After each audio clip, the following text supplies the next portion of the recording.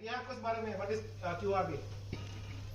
Quality Review Board is a very strong board, and the Council of Institute is not having a very big say in this board. This board, that is QRB, is notified by central government under section 28 capital A of Companies Act, so of Chartered Accountants Act. In this very board, very few people are there from council. तो यानी कि यहाँ पर जो ज्यादातर majority में लोग हैं QRB के अंदर, वो सेंट्रल गवर्नमेंट द्वारा नामांकित लोग हैं, नॉमिनेटेड लोग हैं. और QRB आजकल बड़ा एक्टिव है. आई डोंट नो आप लोगों ने कितनों ने फेस किया है, जानकारी मिली है नहीं मिली है. आजकल QRB का ईमेल आता है या कह लीजिए नोटिस आता है ईमेल पर, यहाँ पूछा जाता है कि जो नीचे लिखी हुई कंपनीज के पैरामीटर्स हैं, क्या इसमें आपकी कंपनी फॉल करती है जिसका आपने ऑडिट किया है? अगर तो फॉल करती है तो QRB इसका क्वालिटी रिव्यू करेगा ही करेगा. अगर फॉल नहीं करती है then QRB will take a discretionary call कि इस वाली एंटिटी का हम क्वालिटी रिव्यू करें कि ना करें.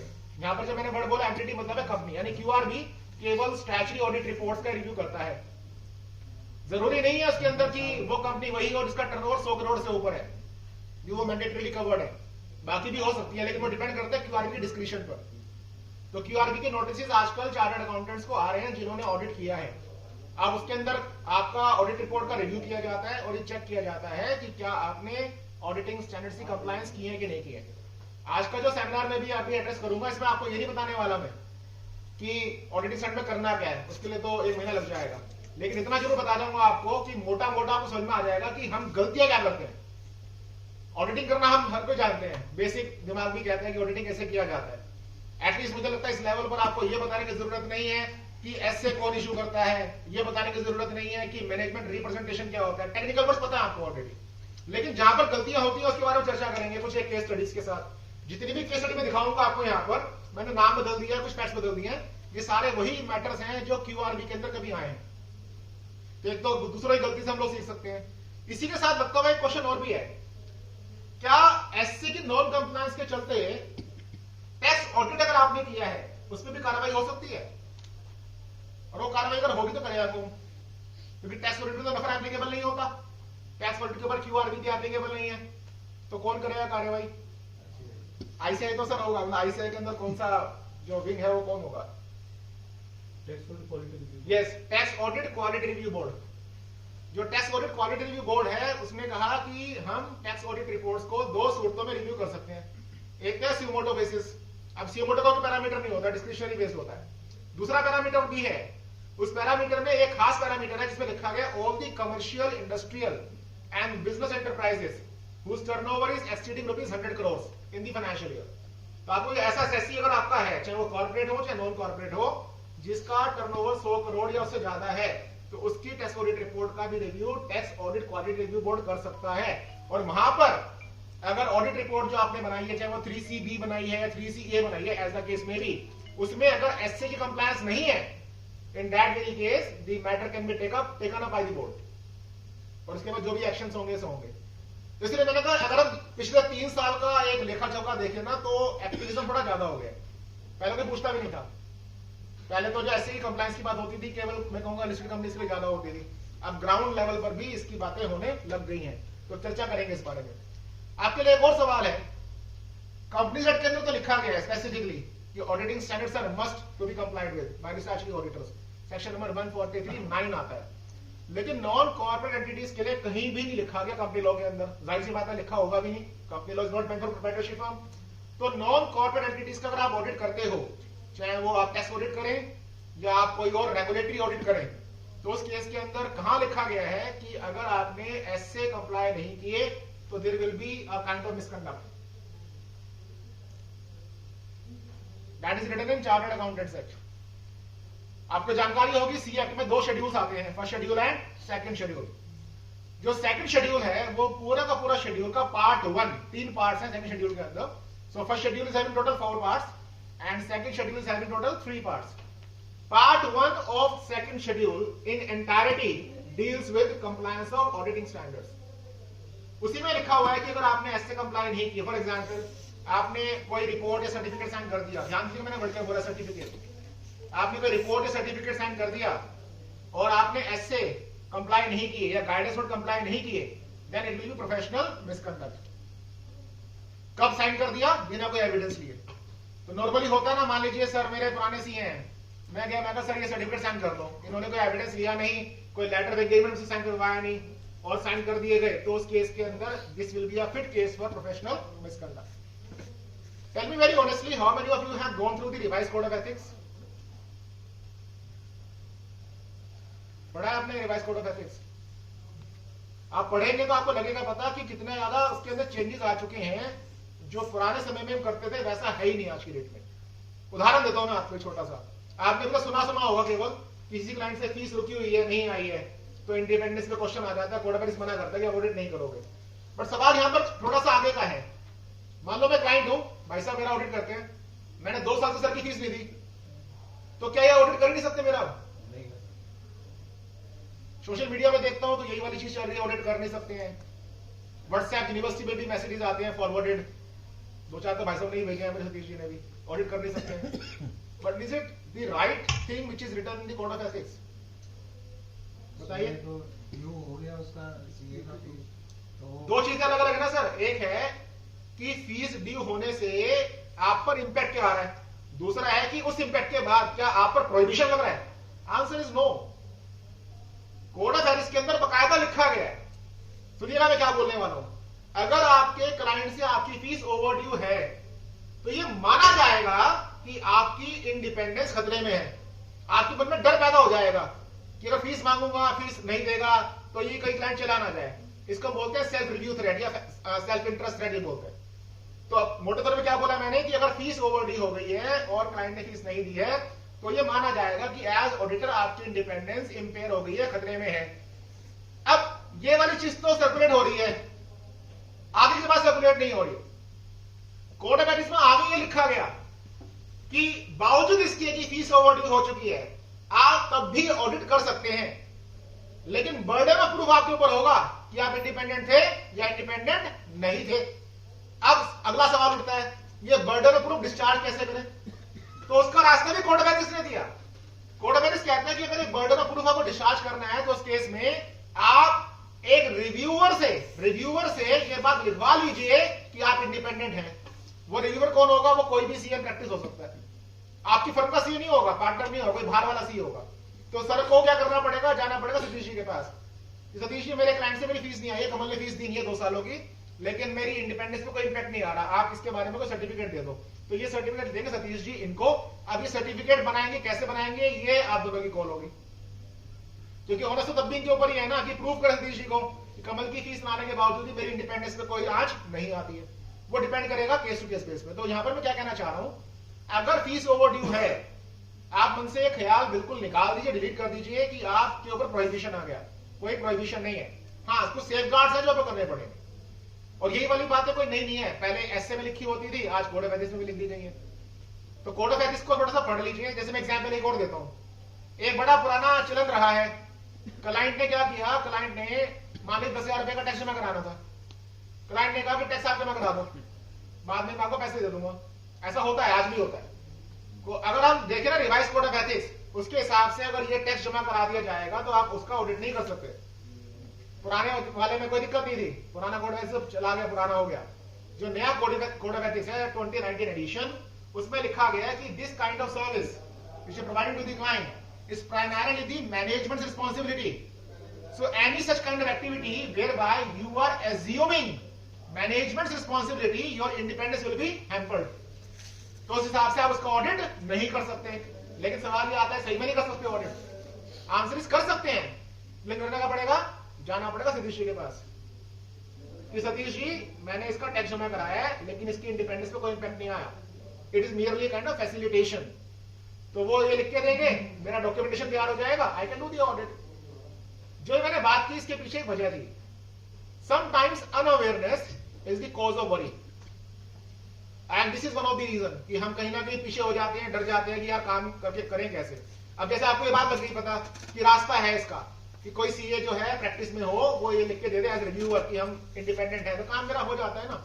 यही सब बातें सेफ गार्ड्स की एससी में भी लिखी होती हैं। जैसे आपको एससी सेफ गार्ड कैसे करते हैं, आप मुझे बताइए, आपने ऑडिट रिपोर्ट साइन कर दी, आप गारंटी दे सकते हो कि now financial statements are free from statements? Answer is no. Audit report को साइन करने के बावजूद गारंटी कोई सीए नहीं दे सकता। यानी कि मैं ऐसे बोल सकता हूं इसको as a layman, despite audit report being issued, there is always a probability that financial statements may still contain certain misstatements. बस यही वाली कुछ तो प्रोबेबिलिटी होगी। ये प्रोबेबिलिटी तो आईसीआई इजाजत देता है। इसी को तो बोलते हैं ऑडिट रिस्क, इसी को तो बोलते हैं inherent limitation of audit. Day 1 से जब आपने सीए पास किया उससे पहले पढ़ा, मैंने आप मुझसे काफी सीनियर बैठे, हमेशा ये पढ़ाया जाता है ना, there are certain inherent limitations and those inherent limitations are acting as our safeguard. But दिक्कत कहां आती है? कोई नोटिस आता है, चाहे नफरा से आ जाए चाहे आईसीआई से, ये तो सर उसमें लिखा होता है तो जब लोग रिपोर्ट, हाँ लिखा होता है, उसी पर आ रहा हूं।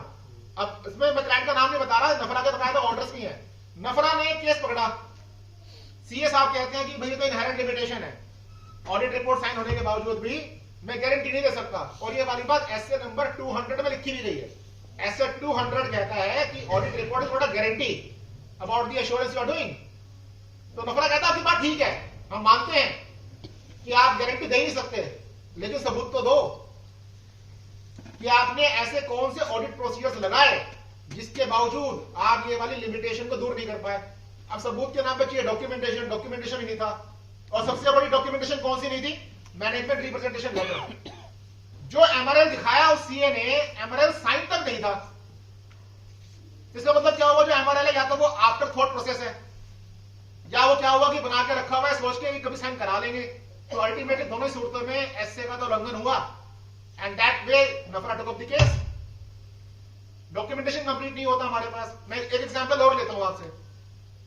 आप लोग अगर मान लीजिए 10,000 वाउचर से किसी क्लाइंट के, सब तो चेक नहीं करते, सैंपल चेक करते हो, टेस्ट चेक करते हो। कभी आपने कोई ऐसी टेक्निक लगाई है कि 10,000 में से मुझे मान लीजिए केवल 750 इनवॉइस चेक करने हैं या 7,500 ही चेक करने हैं, तो जो सैंपल साइज निकालते हो वो कैसे निकालते हो? दिल से आवाज आती है वो लेते हो या कुछ और तरीका होता है? एक तो मटेरियलिटी हो गया, नॉर्मली सीए जवाब देते हैं मटेरियलिटी देख लेते हैं, कहते हैं मेरे दिल से आवाज आई क्योंकि मैं बहुत समय से इसका ऑडिट कर रहा हूं तो मेरा प्रोफेशनल विजडम भी है। कागजों में है, जैसे बोला मटेरियलिटी, कागजों में मटेरियलिटी नहीं होती है। मटेरियलिटी के नाम पर हमारा दिल ही बोलता है कि इतना % मटेरियल है। तो वो जो परसेंट पे आप आ रहे हो उसके पीछे कागज कहां है? वो कागज कैसे बनेगा? वो बनेगा एज पर एसए नंबर 320। वो कागज रेडी नहीं होता, बाद में कागज बन नहीं पाते, इतना समय नहीं होता। अब जैसे आप बोलते हैं कि हमारे दिल ने कहा, नफरा कहता है आपके दिल से हम सहमत हैं, लेकिन दिल ने जो कहा वो फिर आपने लिखा है कि दिल ने ऐसा क्यों कहा। तो जो हम कहते हैं ना कि मैं professional judgement, that professional judgement can not be arbitrary. उसका भी कोई एनालिसिस होगा, आपने कोई रेशियोज निकाले कि नहीं निकाले, तो वो डॉक्यूमेंटेशन नहीं होता। तीसरी चीज पे आता हूं, किसी के अंदर सैंपल चेकिंग जब करते हैं, तो सैंपल चेकिंग जब करते हैं तो कई बार क्या देखा जाता है कि हमें लगता है कि यार इस आइटम को चेक करने की जरूरत नहीं है क्योंकि पिछले साल भी क्लोजिंग बैलेंस इसका 100 रुपए था, पूरे साल में कोई ट्रांजेक्शन नहीं हुई, आज भी 100 रुपए क्लोजिंग बैलेंस है। तो सीए कहता है चेक क्यों करें, लास्ट ईयर भी 100 था, इस साल भी 100 है आउटस्टैंडिंग, पूरे साल में एक पैसे का काम नहीं हुआ इस वाले वेंडर से। तो सवाल उठता है कि ऐसा कोई लेजर बैलेंस जो आउटस्टैंडिंग है पुराने साल का, पूरे साल में कोई एक्टिविटी नहीं हुई, छोड़ दें उसको, चेक ना करें, क्या पता फेक हो, तो उसकी डॉक्यूमेंटेशन नहीं होती है। इस तरह की चीजें नफरा ने पकड़ी है, एंड नॉट ओनली नफरा, क्यूआरबी ने पकड़ी है। 2 बोर्ड है, एक एफआरआरबी है, एक क्यूआरबी है। एफआरआरबी देखता है compliance of accounting standards schedule 3 and QRB देखता है कंप्लायंस ऑफ ऑडिटिंग स्टैंडर्ड्स। तो ये जो है ना, मैंने बातें बोली, ये सेटिंग दी टोन है। केस स्टडीज भी करवाऊंगा आपको, तो आपको और आइडिया लगेगा, और आपको लगेगा काफी सारी केस स्टडीज ऐसी हैं जहां पर आपको लगेगा मुझसे रिलेटेड है, मैं भी गलती कर रहा हूं ऐसी। तो जो दूसरों की गलती है उससे सीखने की कोशिश करते हैं। पहला तो सवाल उठता है कि जब हम बात करते हैं ऑडिट की, तो टॉपिक रखा सतीश ने auditing standards for small and medium practitioners. ये जो हम बोलते हैं ना एसएमपी, कहीं डिफाइन नहीं है, हम लोगों ने बना दिया। मेरी सर से बात हुई, सर ने कहा कि मैं तो छोटा मोटा प्रैक्टिशनर हूं। मेरी बात इनसे हो रही थी, मैंने कहा सर मैं तो आपसे भी छोटा प्रैक्टिशनर हूं। सतीश जी आए, मैं तो प्रैक्टिस ही नहीं करता। तो क्या हो गया, हमने आपस में बना लिया, डिसीजन ले लिया कि हम प्रैक्टिशनर हैं तो किस लेवल के हैं। सर से बात हुई, इनसे पूछा सर कौन कौन से क्लाइंट हैं, इन्होंने कहा मैं लिस्टेड कंपनी का ऑडिट करता हूं। इन्होंने फिर आगे ही बोला कि मैं जीएसटी काम भी करता हूं, और कुछ सुनाई नहीं देगा, मैं लिस्टेड कंपनी यहां फिट हो जाएगा, बहुत बड़े प्रैक्टिशनर है। तो एसएमपी का डिफाइन थोड़ी ना है, हाँ डिफाइन क्या है, SMC, small and medium size corporations. तो ऐसा कहा जाता है टेक्निकल लेवल पर कि अगर कोई सीए इन क्लाइंट्स का ऑडिट करता है तो वो स्मॉल एंड मीडियम प्रैक्टिशनर हो सकता है, लेकिन है कि नहीं वो डिपेंड करेगा केस टू केस बेस पे, क्योंकि एसएफपी कहीं पर परिभाषित नहीं है। अब देखिए डेफिनेशन क्या है। रूल नंबर 2 आता है कंपनी अकाउंट रूल्स के अंदर, ये देखिए आखिरी में मैंने नंबर डाला हुआ है इसका, रूल 2(1) ही आता है, और ये कहता है कि ये अलग जो कंपनीज हैं ये मेरे एसएमसी होंगे, small and medium size company होंगे। पहला, ऐसी कंपनी जो कि कहीं पर ना तो लिस्टेड है ना इन दी प्रोसेस ऑफ लिस्टिंग है, यानी कि अनलिस्टेड कंपनीज जो है, बाकी शर्तों को एक बार छोड़ देते हैं, अनलिस्टेड कंपनीज को हमेशा क्या कहा जाता है, एसएमसी। दूसरी चीज खास देखने वाली है, financial sector companies, a company which is not a bank और financial institution is a SMC. आपका सवाल है, यहां पर देखिए लिखा है बैंक और लिखा है फाइनेंशियल इंस्टीट्यूशन। एनबीएफसी जो होता है, क्या एनबीएफसी कभी एसएमसी बन सकता है? आंसर इज नो, क्योंकि फाइनेंशियल इंस्टीट्यूशन में कभी भी एसएमसी नहीं कहा जाएगा। तो आपके पास अगर एक भी एनबीएफसी का ऑडिट हुआ, चाहे वो टैक्स ऑडिट हो चाहे वो आपका स्टैट्यूटरी ऑडिट हो, तो उसको आप कभी भी एसएमसी नहीं बोल सकते। फिर है insurance company by default, then is turnover. ऐसी कोई कंपनी जिसका टर्नओवर, एक शर्त है साथ में, excluding other income, excluding other income, ऐसी कंपनी का टर्नओवर 250 करोड़ से नीचे है या बराबर है, साइन देखिए लेस देन इक्वल टू लिखा हुआ है, ऐसी कोई कंपनी का टर्नओवर 250 करोड़ या उससे नीचे है, तो वो कंपनी भी क्या रहेगी, आपकी एसएमसी रहेगी। यहां पर ध्यान देने वाली बात है, आपकी जो स्क्रैप सेल्स है, क्या स्क्रैप सेल अदर इनकम शामिल होंगी या टर्नओवर में शामिल होंगी?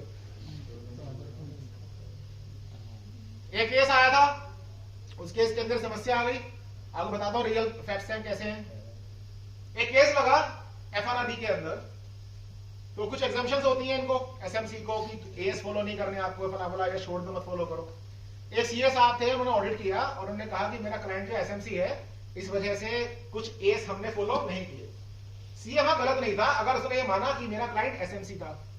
नफरा ने कहा कि क्लाइंट तो आपका एसएमसी है ही नहीं, क्योंकि जैसी आप स्क्रैप सेल्स जो है, स्क्रैप सेल्स को अदर इनकम से हटाकर रेवेन्यू में शामिल कर लेते हो, टर्नओवर बढ़ जाता है, तो कंपनी एसएमसी कहां है? इस पर डिस्प्यूट हुआ। तो नफरा ने कहा, सॉरी नफरा कह रहा हूं, एफआरआरबी ने कहा कि आपने गाइडेंस नोट नहीं पढ़े हमारे, गाइडेंस नोट है सीए इंस्टीट्यूट का, गाइडेंस नोट शेड्यूल 3, उसमें साफ-साफ लिखा गया है कि अगर आप मैन्युफैक्चरिंग एंटरप्राइज हो, उस केस के अंदर स्क्रैप सेल्स आएगा वो अदर इनकम नहीं है, वो आपका ऑपरेटिंग इनकम के अंदर शामिल किया जाएगा। तो जैसे ऑपरेटिंग इनकम में आ जाएगा और टर्नओवर का पार्ट बन जाएगा। और यही फर्क होता है टर्नओवर में और रेवेन्यू के अंदर। Turnover also includes your operating income. तो हुआ क्या, जरा सी लिमिट चेंज होते ही, क्योंकि 250 करोड़ के अंदर जैसी मान लो हमने 1 करोड़ भी ऐड कर दिया स्क्रैप सेल का, 251 करोड़ होती क्या हो जाएगा, कंपनी आपकी बन जाएगी बिग कंपनी।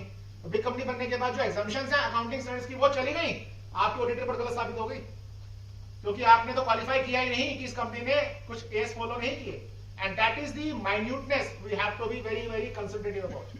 फिर आगे बात लिखी है, ऐसी कंपनी का बोरोइंग, अब ध्यान देने वाली बात है बोरोइंग के लिए, borrowings including public deposit, including public deposit are less than equal to 50 crore. यहां थ्रेशोल्ड से मतलब नहीं है मेरा, 50 करोड़ 250 करोड़ तो चलो ठीक है देख लेंगे। आप देखिए इसमें लिखा है बोरोइंग्स इंक्लूडिंग पब्लिक डिपॉजिट। आपके 2-3 सवाल है यहां पर, पहले बताइए कि क्या बोरोइंग के अंदर बैंक ओवरड्राफ्ट आएगा?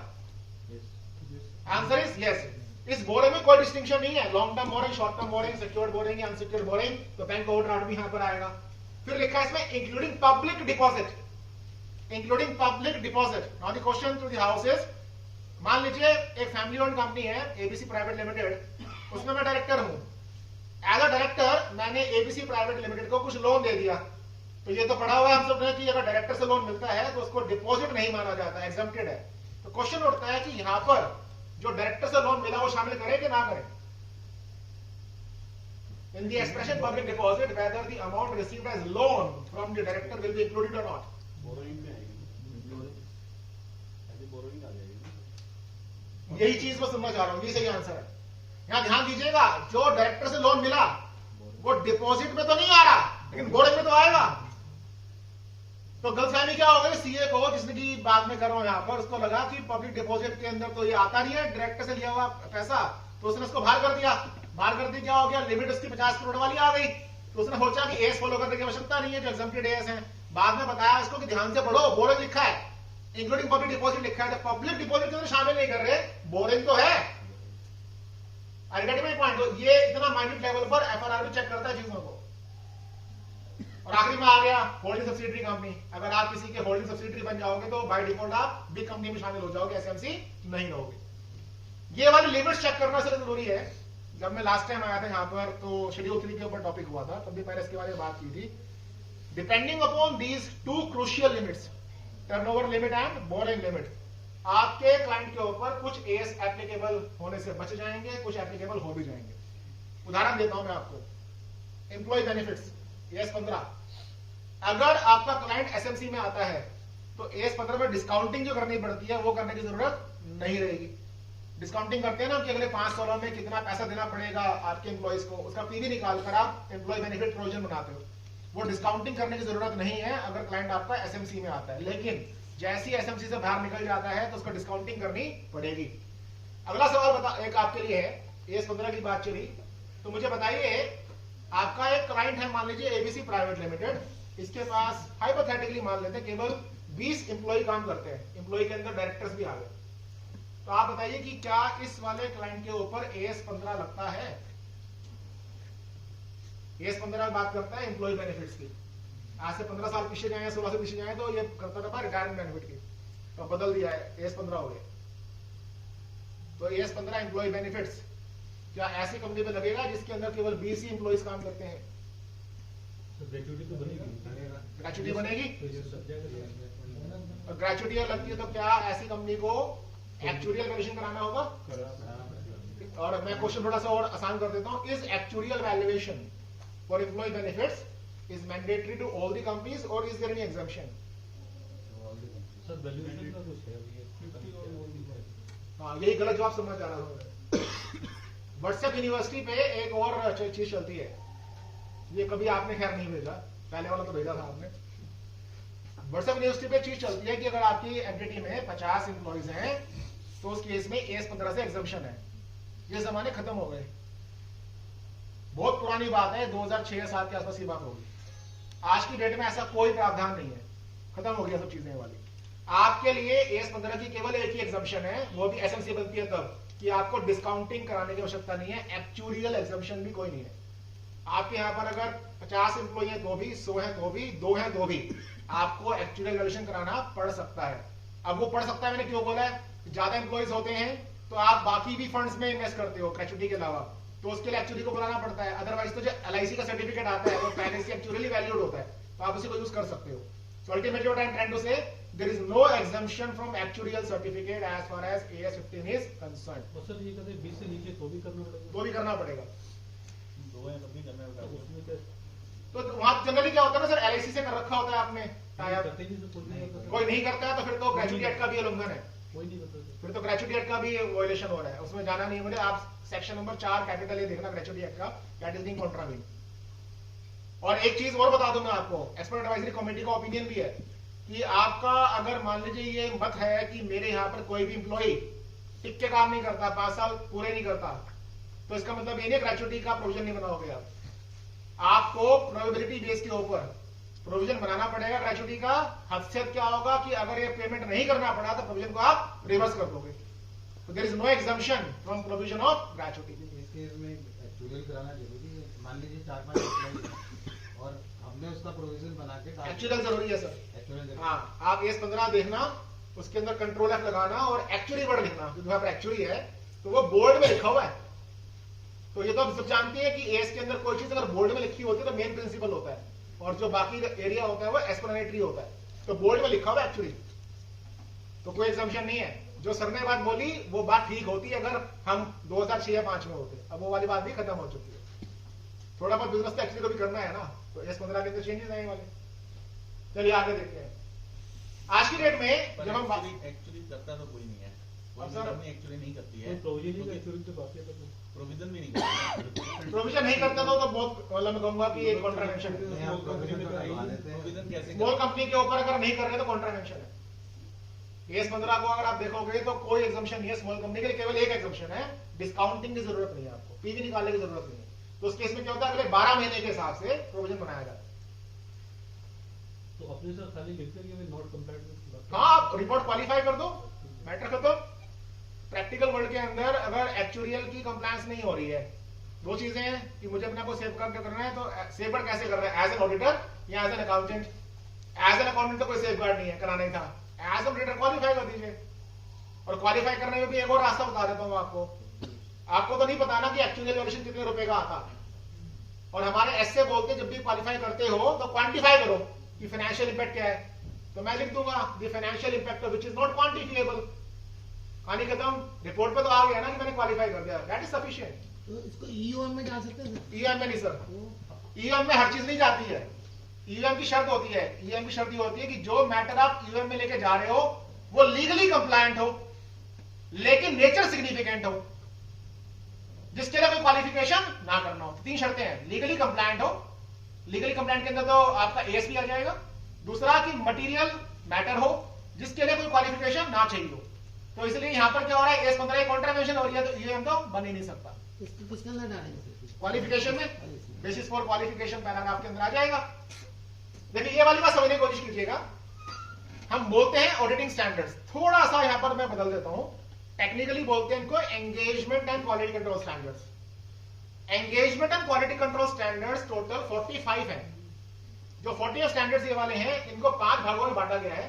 Standards on auditing SA, then is standard on related services SRS, then is standard on review engagement SRE, सामने चलिएगा, then is SAE, standard on assurance engagement, lastly आता है SQC1।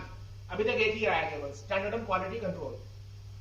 इन सबके बारे में बातें करेंगे, लेकिन जो हमारा जो डिस्कशन मेन रहेगा वो SA पे और SQC1 पे रहेगा। बाकी चीजें रिलेवेंट ऑडिट के लिए नहीं है, एटलीस्ट मैं स्किप कर दूंगा उसको। आपके एक छोटा सा सवाल यहाँ पर आता है। सवाल ये आता है कि आप लोगों ने अपने क्लाइंट्स के लिए प्रोजेक्ट रिपोर्ट वगैरह बनाए होंगे, उसके ऊपर कभी रिपोर्ट दिया है? मान लो जी कोई स्टार्टअप आ जाता है आपके पास, स्टार्टअप कहता है कि मेरी प्रोजेक्ट रिपोर्ट बना दो या सीएम डेटा बना दो, जो कि एक्सेल पे बनाया जाता है। उसके ऊपर कभी आपने कोई रिपोर्ट दिया दस्तखत करके अपने? क्या रिपोर्ट दे सकते हैं? कॉन्ट्राडिक्टरी हो गया ना दोनों, देना चाहिए लेकिन देते नहीं है। देते क्यों नहीं है उसके पीछे जितना मेरे को समझ में आता है, हमारे मन में डर पैदा हो गया है। डर ज्यादा पैदा क्यों हुआ? पीछे कोई जजमेंट आया था आईआईटी कोलकाता का, शायद विनोद कुमार केस के अंदर, जहां पर कहा गया कि अगर एक सीए प्रोजेक्टेड रिजल्ट्स को सर्टिफाई करता है तो उस केस के अंदर वो गलत करता है। लेकिन वो जजमेंट हमने कितना पढ़ा? केवल हेडलाइन पढ़ी, अंदर जो लिखा था वो पढ़ा ही नहीं। Institute of chartered accountants of India का पहले गाइडेंस नोट होता था, guidance note on reporting upon profit forecast. उसके बाद में चेंज करके लाया गया स्टैंडर्ड के रूप में SAE, standard on assurance management 3400, जिसमें कहा गया है कि अगर प्रोजेक्टेड रिजल्ट्स हैं तो एक सीए उस पर अपना रिपोर्ट दे सकता है, सर्टिफिकेट नहीं दे सकता। तो सर्टिफिकेट तो पहले ही बनाई थी, आज ही बनाई है, रिपोर्ट तो दे सकते हैं। अगर हम रिपोर्ट देंगे तो कोई इसके अंदर ओपिनियन तो देंगे। ओपिनियन ट्रू एंड फेयर तो हो नहीं सकता क्योंकि रिजल्ट तो भविष्य में होंगे। तो इसके लिए कहा जाता है जब हम ट्रू एंड फेयर व्यू देते हैं वो होता है रीजनेबल एश्योरेंस। जब हम फोरकास्टेड रिजल्ट्स पर कोई ओपिनियन देते हैं उसको बोलते हैं मॉडरेट एश्योरेंस। तो मॉडरेट एश्योरेंस क्या होता है वो मैं आपको बताऊंगा थोड़ी देर के बाद। इसका मतलब क्या हुआ, मान लीजिए मैं क्लाइंट हूं या मैं स्टार्टअप हूं, मैं आया, मैंने कहा भाई साहब रिपोर्ट बना दो, तो आप रिपोर्ट बना सकते हो। उसकी लैंग्वेज क्या होगी, लैंग्वेज दिखा दूंगा मैं आपको अभी। सर्टिफिकेट नहीं दे सकते। सर्टिफिकेट मतलब क्या हो गया कि मैं सत्यापित करता हूं ये तो होके रहेगा, ये तो हो ही नहीं सकता ना, अनसर्टेन है भविष्य में क्या होना है। तो रिपोर्ट दे सकते हैं, उस रिपोर्ट को बोलते हैं मॉडरेट एश्योरेंस रिपोर्ट। इसमें लिखा जाता है कि जो मैंने रिपोर्ट बनाई है इसके अंदर मैंने ये चेक कर लिया कि जो भी अजम्पशंस ली है कमल ने, ये अजम्पशंस आर्बिट्रेरी नहीं है, रीजनेबल से लगती हैं। मान लो मैंने कैश फ्लो एनालिसिस किया और डिस्काउंट रेट ले लिया मैंने 6% और मार्केट में रेट चल रहा है 11%, तो सीए फिर क्वालिफाई करेगा ना कि प्रोजेक्शंस गलत है, क्योंकि रेट जो है 11% होना चाहिए, 6% नहीं होना चाहिए। तो यही चेक करना है मुझे। अब मैंने कहा कि जो प्रोजेक्ट रिपोर्ट बनानी है आपको, उसमें इन्वेंटरी की वैल्यूएशन आप करो लीफो बेस पे। क्या लीफो अलाउड है? Answer is no. तो आप रिपोर्ट में क्वालिफाई करेंगे कि कमल ने जो पोजीशंस की हैं उसमें इन्वेंटरी ठीक से वैल्यू नहीं करी, फीफो पे करना चाहिए था या वेटेड एवरेज पे करना चाहिए था, लेकिन उन्होंने लीफो पे किया है। That is not acceptable. So what we need to understand, report on forecasted results can be given but certificate can not be given. That we need to be very careful about. कैसे language बनेगी वो आपको मैं भी सिखा दूंगा। कैसे Sumit ji? Fine, इसमें तो चलान काटा, फाइन हो गए हो। अब आपको मैं कुछ खास चीज दिखाता हूं, ध्यान दीजिएगा। इसको एक बार हटा दें। आप जब मैंने शुरू किया ना स्पीच अपनी, तो मैंने पूछा था कि ऑडिट रिपोर्ट जब हम साइन करते हैं बड़ा प्राउड से साइन करते हैं we have complied with all the standards वगैरह वगैरह। अब कुछ अल्फाज बोलता हूं, जरा इन अल्फाजों पे गौर फरमाइए और फिर मैं आपको बताऊंगा कि ये अल्फाज जो है ऑडिटिंग स्टैंडर्ड से कैसे लिंक्ड अप है। आप जब ऑडिट रिपोर्ट बनाते हो तो ये लिखते हैं ना, on the basis of information and explanation given to us together with our audit examination we have obtained the necessary evidence for the purpose of audit, ऐसा लिखते हैं। अब वापस से सुनिएगा ये अल्फाज और कुछ वर्ड्स पर मैं एम्फसाइज करूंगा, मेरी वॉइस भी चेंज हो जाएगी। On the basis of information and explanation, दो शब्द आ गए, एक इंफॉर्मेशन आ गया, एक एक्सप्लेनेशन आ गया। Together with our audit examination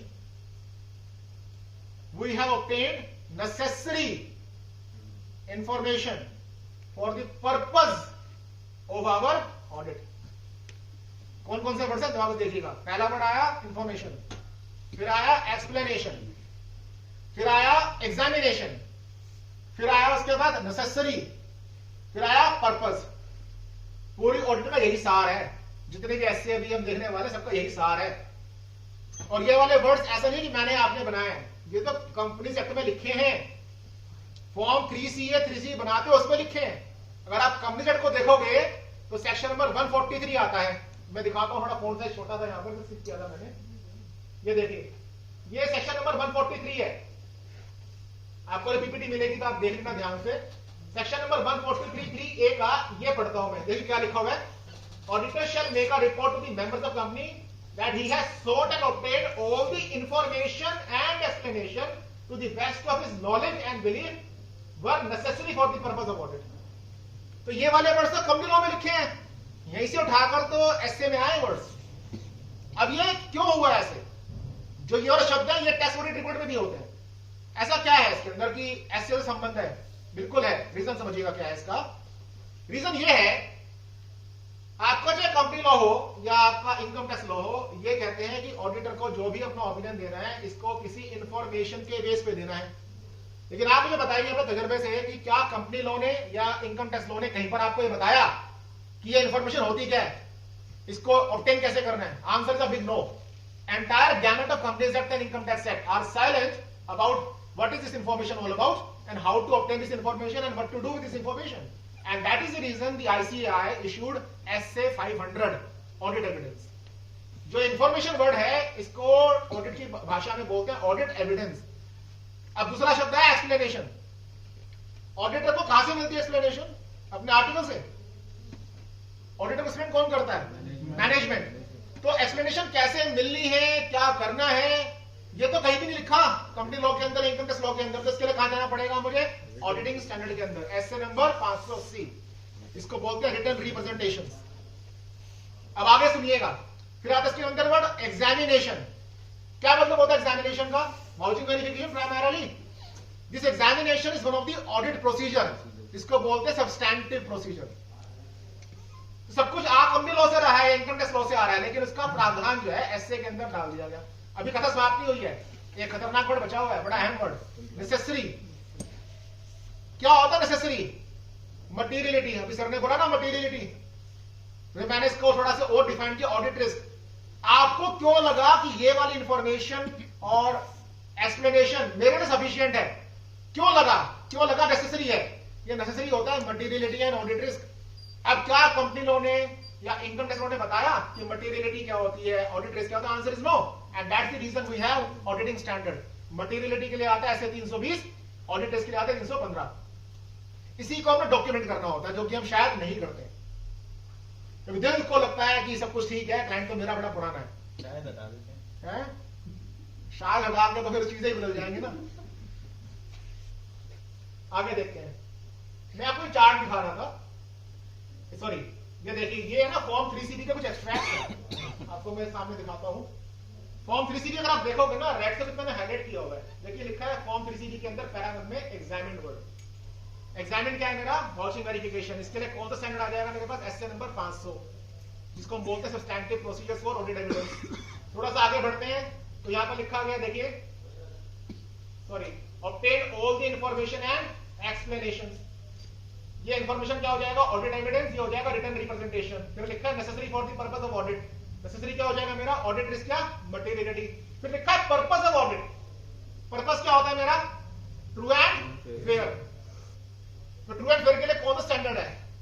ना तो इनकम टैक्स डिफाइन करता ट्रू एंड फेयर क्या होता है, ना कंप्यूटर डिफाइन करता। डिफाइन कौन करेगा? Auditing standard. इसके लिए हमारे पास आता है एसए नंबर 200। तो ये आपको याद हो, मैंने बीच में सवाल पूछा था आपको शुरुआत में कि जब आप ऑडिट रिपोर्ट इशू कर देते हो तो क्या गारंटी देते हो कि सब कुछ ठीक है? Answer is no. ये इनकम टैक्स तो नहीं बोलता। कौन बोलता है इसके लिए? Auditing standard number 200। अब देखिए खास चीज, आई हुई certified at balance sheet and P&L etcetera head office and branches. देख रहे हो ब्रांच? तो ब्रांच के लिए क्या इनकम टैक्स ने कहीं पर लिखा? यही वाला ब्रांच वर्ड आपका कंपनी लॉ के अंदर भी है। अगर मैं दिखाऊं आपको तो कंपनी लॉ के अंदर देखिए लिखा है ब्रांच ऑफिस। तो अगर मेरे एसएससी का या मेरे कंपनी का ब्रांच ऑफिस है तो उसका ऑडिटर भी हो सकता है सेपरेट। अगर तो मैं ही हूं तो फिर तो बात ही खत्म हो गई। लेकिन अगर ब्रांच का कोई और ऑडिट करता है तो उसकी रिपोर्ट तो मैं कंसीडर करूंगा। कहां लिखा है? कंपनी लॉ में लिखा है कंसीडर करो। फॉर्म 3C भी कहता है कंसीडर करो। लेकिन कंसीडर करें कैसे? ये तो कहीं नहीं लिखा। इसके लिए कहां जाना पड़ेगा मुझे? ऑडिटिंग स्टैंडर्ड के अंदर। इसके लिए मेरे पास आता है एसए नंबर 600। तो ये सब चीजें जो है ना आपस में कनेक्टेड है। और यही वजह है कि जब कोई भी चिट्ठी पत्र होता है ना किसी भी रेगुलेटर से, वो कहते हैं जब सब कुछ आप सर्टिफाई कर रहे हो, साइन कर रहे हो, फिर कहां है डॉक्यूमेंटेशन के अंदर? डॉक्यूमेंटेशन का मतलब ये नहीं है कि आप पूरा रजिस्टर भर दो डॉक्यूमेंटेशन से। बेसिक चीजें तो हो। एग्जाम्पल के लिए मान लीजिए ब्रांच ऑडिटर हूं और सर मेन ऑडिटर है। मेरे पास कोई ईमेल तो आया हो कि आप ब्रांच ऑडिटर है कमल, तो आपने जो रिपोर्ट बनाई है मुझे इस डेट पे सबमिट करो, कोई खास ऑब्जर्वेशन है तो बताओ। वो कम्युनिकेशन ही नहीं होता। जब पूछते हैं कम्युनिकेशन कहां है? सर व्हाट्सएप पे है। कम्युनिकेशन फोन पे बात कर ली थी। ब्रांच ऑडिटर मेरे साथ वाला दफ्तर में बैठता है तो वो डॉक्यूमेंटेशन का पार्ट नहीं होता। यहां पर फिर क्या होता है? रेगुलेटर्स है ना इसको अच्छी नजर नहीं देखते, दे पुल यू ऑफ। और ये चीज जरूरी है कंप्लाई करना by virtue of the SS. अब सतीश जी मान लीजिए किसी कंपनी के ब्रांच ऑडिटर हो और मैं मेन ऑडिटर हूं, मैं कहता मेरे पड़ोसी हैं, जरूरत है डॉक्यूमेंटेशन की, तो कागजों में होटल लिखा होगा पड़ोसी है मेरे, तो वो चीजें नहीं चलने वाली है। नॉर्मली ऐसा होता है प्रैक्टिकल वर्ल्ड के अंदर। खैर यहां देखिएगा, ये वाले कुछ वर्ड्स हैं जो मैं आपको बता रहा था। पहला मैंने बताया ऑब्टेन इन्फॉर्मेशन, इसके लिए लगता है एसए 500 ऑडिट एविडेंस। एक्सप्लेनेशन के लिए वर्ड लगता है एसए 580। ये चार्ट क्या बता रहा है आपको? जो जो शब्दावली का प्रयोग आपकी ऑडिट रिपोर्ट में होता है उसके लिए रिलेवेंट एसए कौन से हैं, ये सारे वो रिलेवेंट एसए हैं। तो इसकी लिस्ट तो यहाँ पर रेडी है, आपके पास जब पीपीटी आएगी उसको कंसीडर कर लेना। 2 टेबल्स के अंदर लिस्ट है ये वाली। मैं सीधा केस स्टडी पे आता हूँ, ऑडिट में डिस्कस कर चुका हूँ। Let us have some case studies. Total कितने ऐसे हैं? टोटल सर 40 ऐसे हैं, बाकी जो 5 हैं वो आपके एसएई, एसआरई और एसक्यूसी हैं। तो 40 ऐसे हैं प्राइमरी टैक्स ऑडिट के लिए जो लगते हैं और आपका स्टार्ट के लिए लगते हैं। 40 से 40 कंप्लाई करने की जरूरत नहीं है, लेकिन मोटा मोटी जो कंप्लाइंस करना है मैं डिस्कस कर दूंगा। ये केस स्टडीज है, करीब 15 या 16 केस स्टडीज होंगी। ऐसे करते करते टाइम पास हो जाएगा, लेकिन इन 16 केस स्टडीज से ये लग जाएगा पता कि हम कितने पानी में हैं। इसमें मैंने कलाकारी की है, किसी का आंसर नहीं लिखा यहाँ पर, और आंसर मैं लिखूंगा, फिर इतना टाइम दे नहीं पाऊंगा। तो अगर आपके मन में ख्याल ये हो ना कि पीपीटी तो आई जाएगी सतीश जी से, आंसर जो होंगे देख लेंगे बाद में, तो वो संभव नहीं हो पाएगा। तो आपको अटेंटिव रहना पड़ेगा और जवाब भी देने पड़ेंगे। जवाब नहीं आएंगे तो उसमें 2 चीजें नहीं आएंगे, इसका मतलब नहीं आता। गलत आएंगे इसका मतलब है नहीं आता। तो आपको ये लग जाएगा पता कि हमें करना क्या। जितना भी ये 16 केस स्टडीज है ना, ये समझ लीजिए निचोड़ है जो मेजर डिफेक्ट्स मिलते हैं किसी भी ऑडिट रिपोर्ट में या किसी भी डॉक्यूमेंटेशन में। तो देखते हैं कि आपके यहाँ पर डिफेक्ट है कि नहीं है।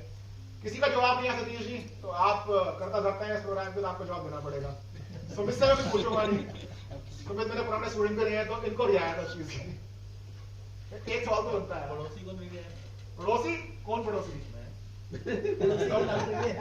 पड़ोसी काम नहीं आते कभी भी, पड़ोसी बनके बाहर हो जाते। पहले काम आते हैं। चलिए पहला केस स्टडी देखते हैं। So first case study is before you. Mr. X is the audit. अच्छा मैं आपको एक बात बता दूं, ये सारे केस स्टडीज वो हैं जो रियल वर्ल्ड में ऑलरेडी हो चुके हैं, जिसपे एक्शंस भी हुए हैं। बस मैंने डेटा बदल दिया है, थोड़ा बहुत फैक्ट को चेंज कर दिया। पहला केस स्टडी देखिएगा। Mister x is the auditor of ABC Private Limited for the financial year 21-22. He is of the opinion that there is no need to wait and gather for external confirmations because it involves much time and cost in notes to accounts. However, management disclosed that certain debtors and creditor balances are subject to confirmation. इस एक question में बहुत कुछ है. As a layman क्या क्या सामने आ रही है बातें यहां से.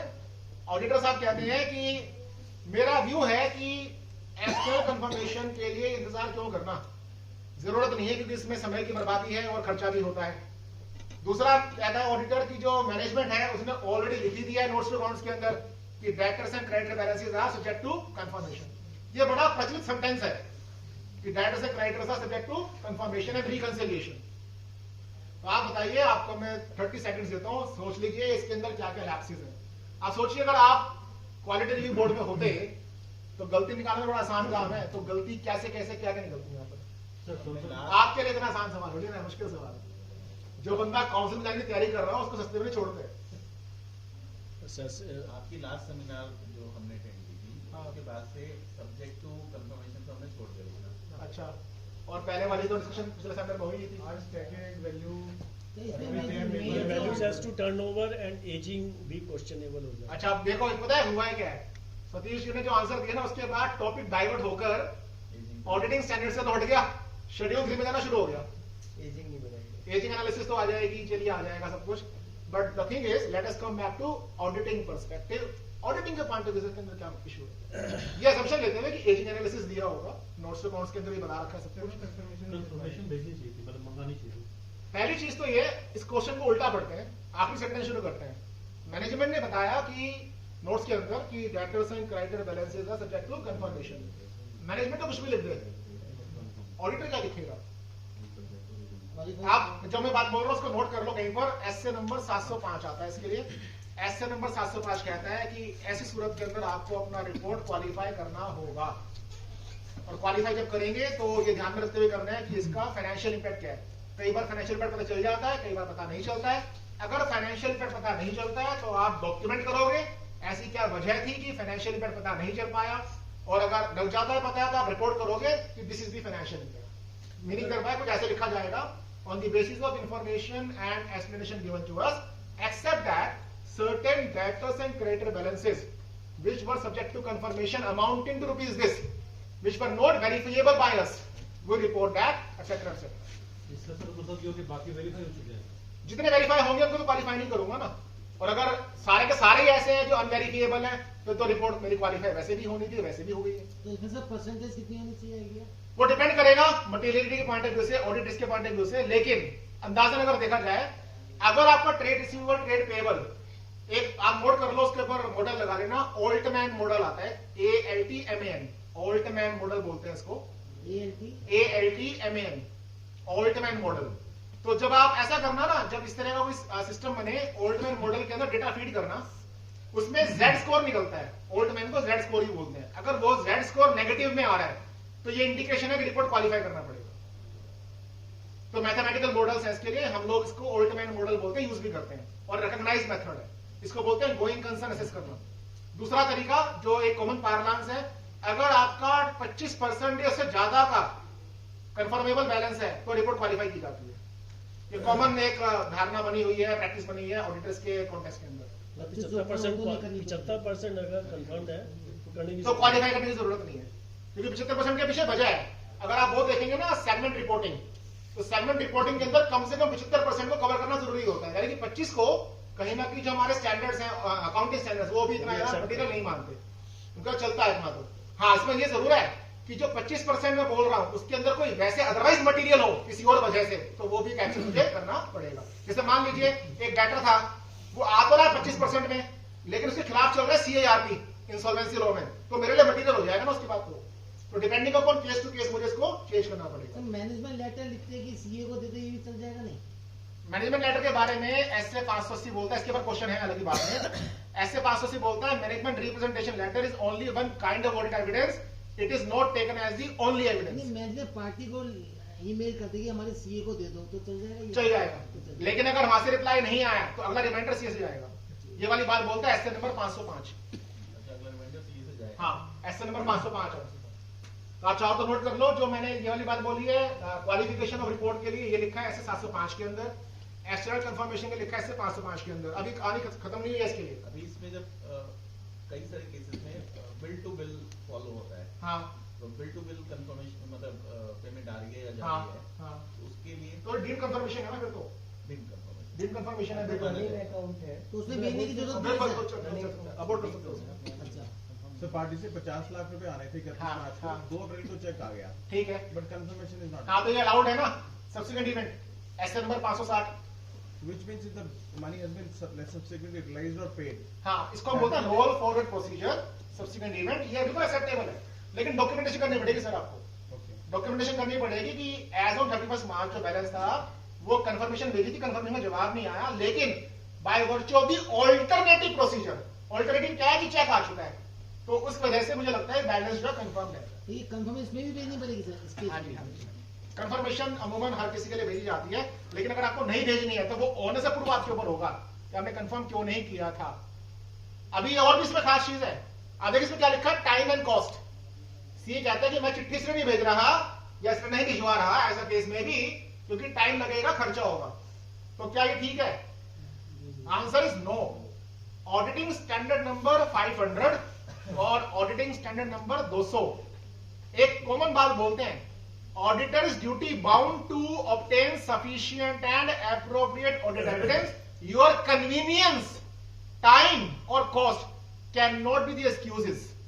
अगर आपको एविडेंस नहीं मिल रहा है तो आप रिपोर्ट क्वालिफाई कर दो, ज्यादा बेटर है, लेकिन आप ये नहीं कह सकते कि टाइम कॉस्ट की वजह से मैं एविडेंस को रिसीव नहीं करूंगा, क्वालिफाई कर दो। पर इसमें ये तो लिख सकते हैं ना कि बिल टू बिल वाला जैसे मैंने हाँ, ये लिख सकते हैं। कि ये तो फिर आपका क्या है ना, आपका इंटरनल कंट्रोल स्ट्रॉन्ग है। external confirmations are not available. Yes. However, in most of the cases, बिल्कुल लिख सकते हैं, बिल्कुल लिख सकते हैं। नहीं, मैंने कहा ना, जैसे आप इनका कहना बिल टू बिल मैच होता है, तो इसका मतलब क्या होगा कि मैंने अब जैसे कोई पूछ रहा था, मैंने कहा था कि हर बार अगर आपको कंफर्मेशन नहीं मंगानी है तो ओनर्स आपके ऊपर होगा। मेरे ऊपर एक ओनर्स आ गया, एज एन ऑडिटर में कहूंगा कि इनका इंटरनल कंट्रोल सिस्टम स्ट्रॉन्ग है क्योंकि बिल टू बिल मैच होता है और पास्ट में कोई ऐसा कंफर्मेशन बैलेंस आउटस्टैंडिंग में भी रहा ही नहीं है, तो उस पर डॉक्यूमेंटेशन करके मेरी रिपोर्ट क्लीन हो जाती है। तभी तो बोला जाता है कि प्रोफेशनल जजमेंट ये होती है, दिस इज प्रोफेशनल जजमेंट। अब नफरा कहता है कि नहीं मैं नहीं मानता, तो वो उनकी जजमेंट है, लेकिन इसका मतलब क्या है कि मैं गलत हूं, आंसर इज नो। अच्छा, जजमेंट की बात चल रही है, सवाल उठता है, हम डरे बैठे होते हैं, ठीक है डरना चाहिए भी, लेकिन डरने के अलावा एक चीज और होती है, कॉन्फिडेंस भी तो होना चाहिए। आप मुझे बताओ कि कंपनी लॉ के अंदर ऑडिटर्स के लिए कोई इम्यूनिटी है? अगले लेक्चर में भी जाऊं ना सुमित जी, इस वाले सेशन का क्रेडिट मुझे मिलना चाहिए, कहीं बोल दो कि सुमित ने बताया। हाँ, मैं रिकॉर्डिंग देखता हूँ आपकी, मजाक की बात है, बता दो सबको, आपकी जिम्मेदारी ज्यादा बनती है बताने की। हाँ जी, तो क्या सीए के लिए कोई इम्यूनिटी है? एक मेरे सीए मित्र हैं, उन्होंने मैटर लगा, तो देखो चिट्ठी आती है, घबराहट सबको होती है, लेकिन उसको डील भी तो करना है, टैकल भी तो करना है। आप हाथ पाथ रख के बैठ जाओ कि हाँ यार गलती तो ऐसे फॉलो नहीं किए। आप मुझे एक बात का जवाब दीजिए ऑनेस्टली, ऐसे फॉलो अगर आपने नहीं किए, एक वजह यही हो सकती है कि जानकारी नहीं होगी, ये वजह तो नहीं होगी ना कि I am having a malafide intention. Malafide तो नहीं होगी ना, ज्यादा से ज्यादा देखो अवेयरनेस नहीं होगी। तो अगर आपकी इंटेंशन मैलाफाइड नहीं है और ऐसे कंप्लायंस ना होने की वजह से वाइडर पब्लिक को भी नुकसान नहीं हुआ है, तो आदमी बच सकता है। आपको लगता है लॉजिकली सोच के देखिए, हाँ अगर आपकी अनअवेयरनेस की वजह से वाइडर नुकसान हुआ होता फिर तो बचाव भी नहीं है, लेकिन अगर वाइडर नुकसान नहीं हुआ, नफरा आता है या क्यूआर भी आता है और कहता है कि आपको कागज पूरे नहीं है, तो कागज पूरे ना होना एक बात है, कागज पूरे ना होने की वजह से किसी का नुकसान हुआ हो वो और बात है। नुकसान हुआ है फिर तो ठीक है, you are guilty, but what else otherwise, उसमें कोई इम्यूनिटी है? I am talking about companies act from NFRA perspective, not about chartered accountants, वहां पर कोई इम्यूनिटी नहीं है। आप नोट कर लीजिए एक section number 456 456, section number 456 companies act deals with a provision regarding protection of action taken in good faith. उसमें बकायदा लिखा हुआ है नो सूट, लीगल प्रोसीडिंग और एक्शन। 3 शब्द हैं और बड़े कमाल के शब्द हैं।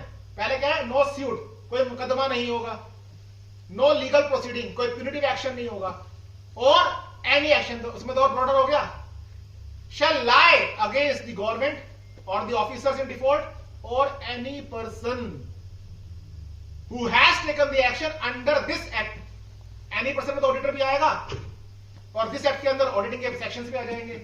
फिर लिखा है कि कोई भी एक्शन, कोई भी खिलाफत में नहीं जाएगा अगर वो ये साबित कर दे कि जो कुछ भी उसने किया वो गुड फेथ में किया था। आप ये वाला सेक्शन जरूर नोट कर लीजिए, इसको डाउनलोड करके रख भी लीजिएगा। और एक और मेरी टिप है, 4, 5, 6 4, 5, 6 नंबर सेक्शन एक टिप है। आप जब भी बनाए letter of engagement, letter of engagement के लिए हमारे पास आता है SA number 210। It's a kind of contract between the auditor and the client कि मैं आपको ऑडिट करूंगा, ऐसे करूंगा। उसमें हम फीस की बातें करते हैं और बहुत कुछ लिखते हैं। आखिरी में सेंटेंस और लिख दीजिए, that the client hereby acknowledges that this audit shall be carried out under good faith by the concerned CA. इसका मतलब क्या, क्लाइंट को ने पहले क्लियर कर दिया जो कुछ भी कर रहा हूं गुड फेथ में कर रहा हूं, तूने कुछ मुझे नहीं बता, मेरी जिम्मेदारी नहीं है। Ultimately I have to move as per the client explanation and depending upon my professional scepticism. Audit करते करते अगर मुझे बैड स्मेल आती है, कोई तो मैं घुसूंगा ना चीजों के अंदर। अगर मुझे बैड स्मेल नहीं आ रही है तो मैं चीजों में नहीं घुसूंगा। And that's the difference between the auditor and the investigator. In case of auditing, whatever evidence is given to you, prima facie, you believe that evidence unless and until something bad is coming to your notice. Whereas in case of investigation, whatever evidence is given to you, you believe that evidence as a suspectful evidence unless and until something good is coming to your notice, and that is what is called as professional skepticism. तो ये documentation करना पड़ेगा मुझे कि मैंने client को believe क्यों किया था। अब ये वाली बात समझ में आ गई आपको? 3 चीजें सामने आती है यहाँ पर। एक तो रिपोर्ट क्वालिफाई करना है अगर ये कंफर्मेशन नहीं मिलती है आपको। दूसरा, time and cost can not be the excuses. तीसरी बात जो मैंने यहाँ पर बताई आपको, थोड़ा सा हटके, सेक्शन नंबर 456 कंपनीज एक्ट जो इम्यूनिटी की बात करता है। आपके लिए एक सवाल उठता है यहाँ पर। सवाल ये उठता है कि जैसे आप यहाँ पर बात कर रहे हैं इस समय कंफर्मेशन की, क्या कोई ऑडिटिंग स्टैंडर्ड है जो बात करता है इंटरनल कंफर्मेशन की? मान लीजिए रिलायंस इंडस्ट्रीज लिमिटेड, उसकी एक फैक्ट्री है गुजरात में, एक फैक्ट्री है मान लीजिए मुंबई में। जो माल गुजरात की फैक्ट्री में बनता है उसको यूज करता है मुंबई वाला फैक्ट्री। तो ट्रांजेक्शन तो आपस में हो रही है इनकी भी। तो क्या आपस में जो ये ट्रांजेक्शन कर रहे हैं इसकी कंफर्मेशन अगर लेनी हो, ये कौन सी कंफर्मेशन है? ये तो इंटरनल कंफर्मेशन है, because the party is within the group, not outside the group. तो क्या इंटरनल कंफर्मेशन के लिए कोई स्टैंडर्ड है? Answer is no. Internal confirmation में कोई स्टैंडर्ड नहीं है। यहां पर आएगा आपका प्रोफेशनल विजडम। तो जहां पर तो ऐसे स्पेसिफिक है वो आपका प्रोफेशनल विजडम तो है, साथ में वो आपकी लीगल रिक्वायरमेंट भी है। लेकिन जहां पर कोई ऑडिटिंग स्टैंडर्ड नहीं है वहां पर प्योरली आपका प्रोफेशनल विजडम आता है या प्रोफेशनल जजमेंट आता है। अगला केस देखिएगा, ये केस और मजेदार है। The auditing client has provided ₹2 lakhs as provision for bad and doubtful debts in the books of accounts, while the auditor is challenging this provision and opines that it should be ₹5 lakhs. After much deliberations and considerations, both auditor and auditee concluded at a provision of ₹4 lakhs. The auditor did not document these deliberations and considerations as he is of the view that once he is satisfied, there is no need to keep any such record in his file. तो यह हुआ क्या? Client कहता है कि मेरे हिसाब से बैड डेब्ट्स बनने चाहिए 2 लाख के प्रोविजन के। ऑडिटर कहता है मेरे हिसाब से बनना चाहिए 5 लाख का प्रोविजन। दोनों के अंदर कुछ बातचीत होती है। तो बातचीत होने के बाद ऑडिटर और क्लाइंट राजी हो जाते हैं कि यार ना तेरी ना मेरी 4 लाख का प्रोविजन ठीक लगता है। ऑडिटर कहता है कि 4 लाख पे मैं और आप राजी हो गए हैं, तो कंसेंसस आ गया, कोई जरूरत नहीं है कागज पत्र बनाने की, डॉक्यूमेंटेशन की आवश्यकता नहीं है। तो कितना ठीक है ऑडिटर और यहाँ पर? गलत तो है ही, लेकिन क्वेश्चन तो सारे गलती वाले ही हैं। तो गलती क्या है इसके अंदर? गलती क्यों है ये भी बताइएगा। डिस्कशन क्या रहा जिसके रिकॉर्ड तो बनाना पड़ेगा। रिकॉर्ड बनाना पड़ेगा कि डिस्कशन क्या हुआ था जिसके बलबूते पर आप कहते हो कि 4 लाख का ठीक है। अभी कहां लिखा है? ये लिखा है हमारा, आप नोट कर लो, एसए नंबर 230 में। एसए नंबर 230 बात करता है ऑडिट डॉक्यूमेंटेशन की। इसकी परिभाषा सुनिए आप, और 3 चीजें बोलूंगा।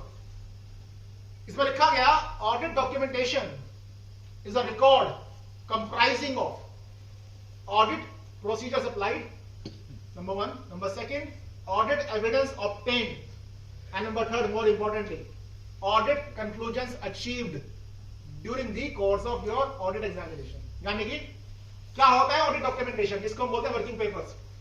वर्किंग पेपर्स वो रिकॉर्ड होते हैं जो कि ये साबित करते हैं कि आपने क्या ऑडिट प्रोसीजर्स अप्लाई किए थे, दूसरा आपने कौन कौन से ऑडिट एविडेंस ऑब्टेन किए थे, और तीसरा आपकी क्लाइंट से क्या सम्मति बनी थी, कंक्लूजन क्या आया था। इन तीनों का लेखा जोखा जो होता है इसको बोलते हैं ऑडिट डॉक्यूमेंटेशन। तो यहां पर क्या डॉक्यूमेंटेशन करना था कि 4 लाख क्यों बनाया, रीजन क्या थी, एंड सो ऑन।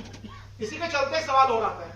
डॉक्यूमेंटेशन तो क्लियर हो गया, यहाँ पर अब एक सवाल आता है एक कंपनी के नोट्स टू अकाउंट्स देखे, आप बताइए इसमें गलती क्या है।